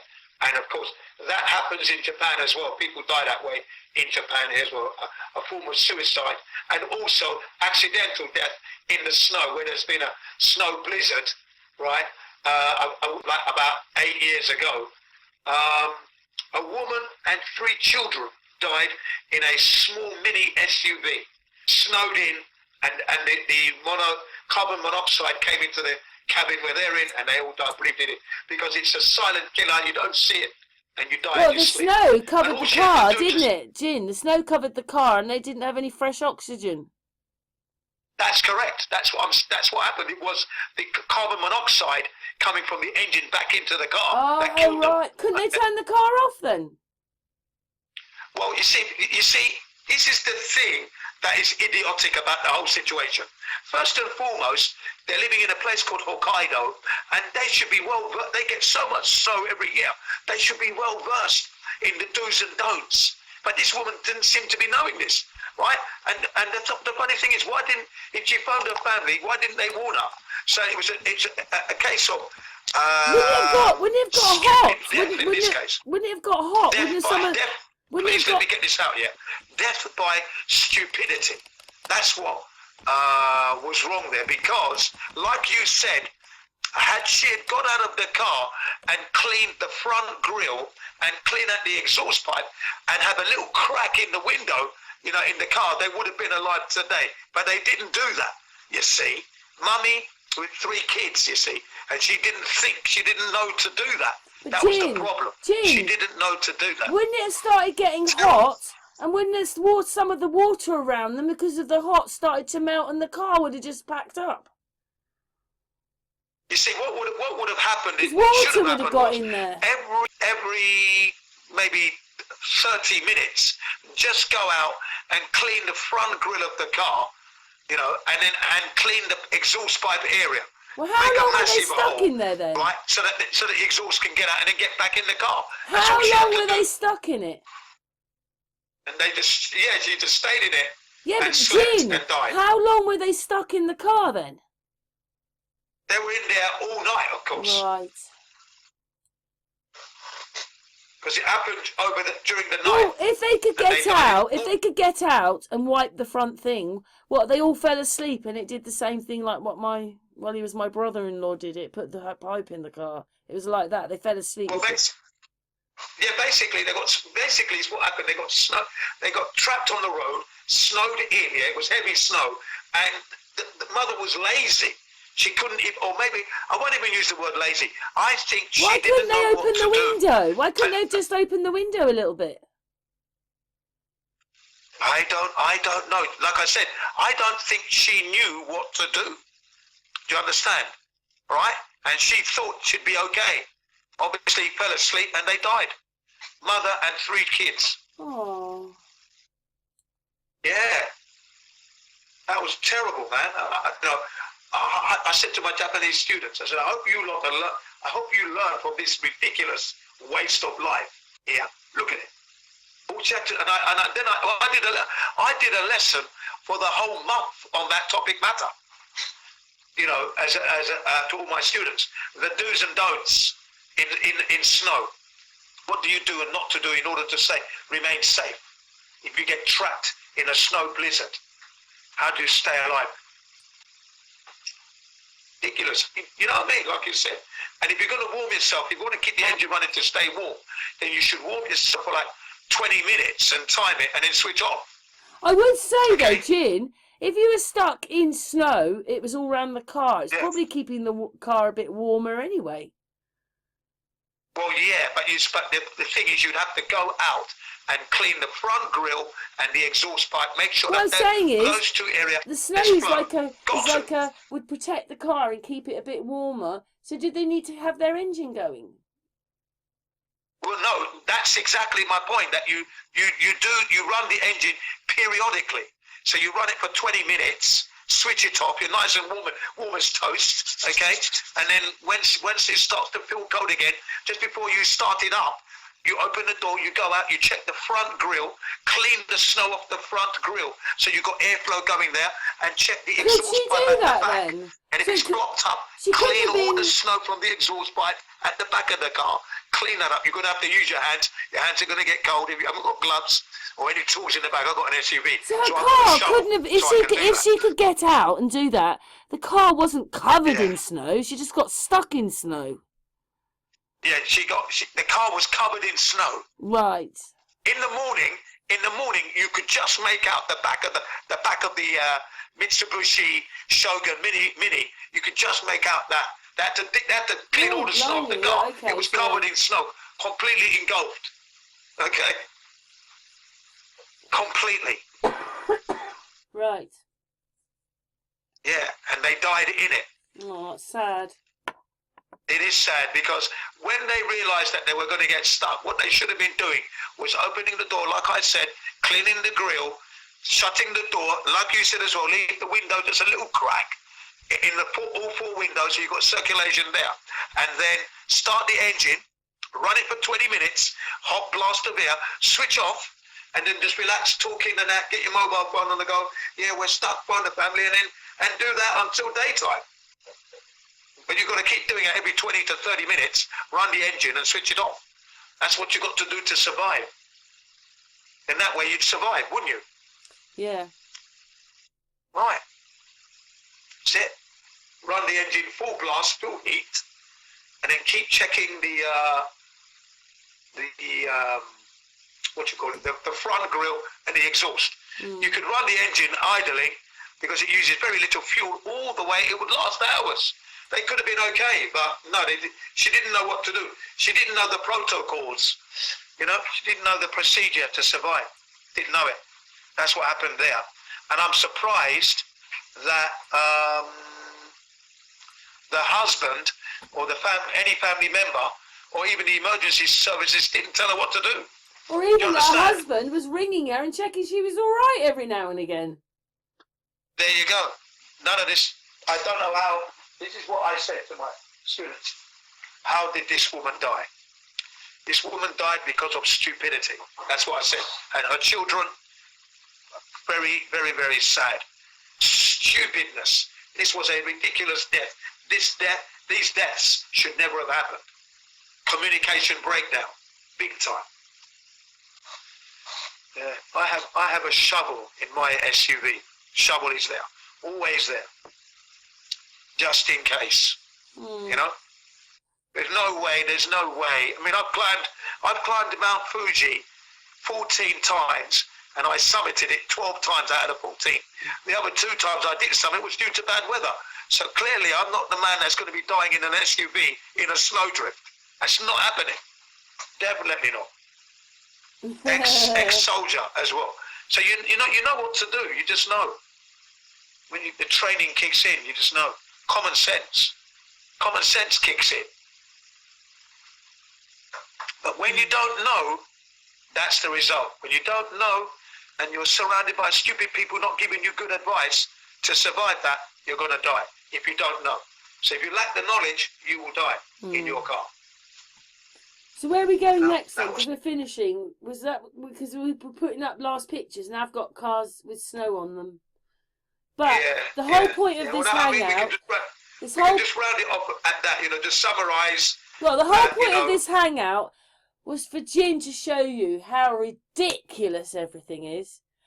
And the fact that there's a few more subjects that we can come back and talk on in a little bit. Yes, we're going to continue this Awakening series, we'll say. Let's have a Gripe series, okay, on our next one, because it will continue. We'll go into more of the cancel tax, for example, and how that was a rip-off, and how they try to do that here in Japan with me, and I totally didn't pay them what they were asking anyway. We don't have this clean air quality tax in Japan. Doesn't happen here. You know what I mean? But I'm sure if this continues in Britain and it's successful, they're going to bring it in. They're going to operate it in Japan as well. Because Japan likes to copy. This is why I'm angry. Because I'm fearing that they might start charging air quality and clean air zones everywhere. When in actual fact, it is your kitchen that's pushing out the most NO2 that you breathe in. Your house, actually. Especially during the winter months when you are using your central heating, for example. That's another bomb in the house, isn't it, Jin? Yeah, that is dangerous, of course. But you don't see houses on fire because their gas boiler blew up, so... Not often. It does happen, but not often. It does happen, mind you. In the UK, it does happen. The point is, ladies and gentlemen, is that you're not being killed by the nitrogen dioxide that you breathe in your house when you're cooking and running your merchant heaters and boilers to heat your home, especially through the winter months. Okay, right? You're breathing in much higher levels than the government safety levels for the streets. Okay, you're breathing more, right? 30 to 40 times more when you check it out. Okay, so the scam is there. There is your scam. NO2, nitrogen dioxide, right? That's supposed to be coming out of the exhaust pipe, which only 10% of it is coming out now with the catalytic converter fitted to your car, right? They are just scamming you. Scamming. Terrible. Okay? And let me just highlight it again. You should be more concerned with the brake dust coming off the brakes on the streets, because that's higher pollutant if you're using asbestos brakes, if they still exist, and ceramic dust, okay? And then rubber tire particulates, tire wear. These are the things that they're not talking about. That's what they should be talking about. That should be a concern, more so than the NO2. Okay, yeah. Yeah, you could go on for hours talking about this, though, couldn't you? Yes, I really I'm could. still stuck on the pictures. I'm still stuck on the snow. Yeah. Sorry, Yeah, that's okay. Yeah, I can't move on that fast because you go through too many things. I can't put the pictures on. But I have enjoyed that very much, Jim. I was just trying to summarise. That's all. Yeah. I was doing a summary. That's what I was doing. We haven't had a hangout. I'm summarising what the British people and anyone who's listening should be concerned about, and that is, you are, like I'll say it one more time, you are breathing more NO2 in your house than you are on the streets. And the underground system, Transport for London, the underground there, it's 2,000 times worse than it is on the streets. And to add more to the irony of this is that whilst you're walking around on the streets, the air from the underground is being pumped onto the streets as well. Also, Jin, Jin, there should be bags and bags of nappy wipes down there for people to put, like sanitizer stuff. Yeah. And again, during the so-called lockdown, the last 4 years, right up to today, I haven't touched a single sanitizer. So all this going on, I never wore the mask once. Here in Japan, I didn't have to. I'm the same as you. Yeah, go on. I'm the same as you. Yeah. And I didn't touch any of the sanitizer stuff. I don't need it. My hands are clean. I don't want to. I've got clean hands. I don't want to then start pumping and getting my hands all wet again. I don't want to do that. My hands are dry and clean. Thank you. No thanks. Straight in the shop. Do my own thing. So my protocol did not change over the 4 years. I just carried on as normal. But I lost some of my students because of that. Because I didn't change. Go ahead. Jin, so we're going to sort of finish this talk now, but we'll be back soon, probably after Christmas, yeah? All right, yeah, well, that's nice. I'd like to, in the new year. Obviously we'll say goodbye off air, but I'd like to wish you and your family a very merry, whatever you want to call it. Yes, happy festivities. Does Japan celebrate Christmas or not? That's a good question. Yeah, here in Japan, if you go to like the Tokyo area and all the cities, they have all the Christmas illuminations. They've got that going on, and then some people have Christmas decorations on their house. But the funny thing is, their Christmas dinner is on Christmas Eve. Would you believe? The 24th. Right. That's when they have the dinner. The Danish people are a bit like that. They give out all their Christmas presents on Christmas Eve. Yeah. And they have the party on Christmas. On Christmas Eve is when they have the big dinner and the big bash. So when I explained to them, no, Christmas Eve is the last day to get everything ready for Christmas Day, which is meant to be on the 25th. And they look at me and say, yeah. It's the same with the Valentine's as well, Valentine's Day. On Valentine's Day, it's the women that buy the men the presents, would you believe? Oh, really? I Did you can't hear move that fast. Yeah. We're on the So, underground. Valentine's Day in Japan, it's the women that are buying the men the flowers and the chocolates. And then you have White Day on March 14th is Women's Day. That's when you get the chocolates for the women. On March the 14th. So a month later. Isn't that odd? How did they get that wrong? I don't know. But there you go. So, I wish your family a Merry Xmas, Christmas. Or Happy, something. yeah. Happy festivities to you and your family That's as well. the word. I couldn't think of that word. And a right banging New Year. How about that? Yeah, but I'd And like that to. goes to all the listeners as well, who are listening as well. I'd like to all the listeners who listen to your channel and who have listened to this video, we wish you, from me and Cameron, we wish you a very happy Christmas if you follow that. If you're not following that, all good and done. Good holiday and a very banging New Year. Topo banging New Year, as the snobs would say. But You know what I mean? Jin, I'd And like we to look thank forward you. talking to you again in the new year. I'd like to Look after thank. your health, because your health is your wealth. Go ahead. So I'd like to thank you though Go for ahead. all the effort you've put into making this chat tonight and all the subjects that you've covered. It's not just one. Yeah. Brilliant. Yeah, we can do this again, no problem. I appreciate that. And I look forward to having some more with you. Yeah, I've got a lot more to talk about. I've done a lot of research into the thing. What I did here was I just skimmed it. Please make sure that they get the videos, yeah? The links that I sent you. Put those links in there. Will you do that? Yeah. Yeah, the links to the video, because I sent you three videos, and then we can talk about, the next time we meet, we can talk about the curvature and that high altitude balloon, because we were talking about that before, weren't we? We can go into that a little bit more. Okay. High altitude balloons, ladies and gentlemen, and the beautiful view that you get. Yeah. Oh, it's therapy. Okay. Well, Yeah. thank you so much, Jin.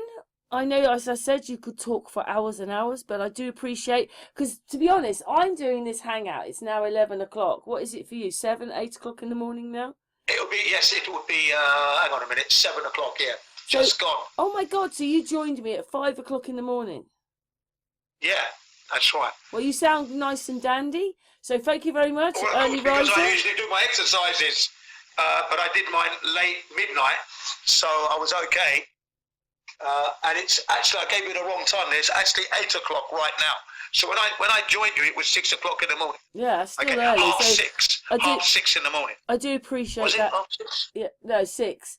But I do appreciate that as well. But thank you for your time. Yeah. Thank you for coming on. Thank you for all the things you've talked about. Thank you so much, chat room, for listening to this chat. And Jin will be back.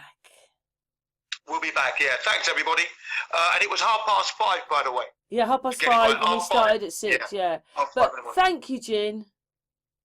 Thank you. Thank you very much. No, sparrows fart, as they say. Get up early before the sparrows are farting, man. There you go. Hey. Anyway, we're going now. Thank you very much. Thank you very much. Bye, everyone. Enjoy the holidays. Happy holidays. Bye, everyone. Wicked.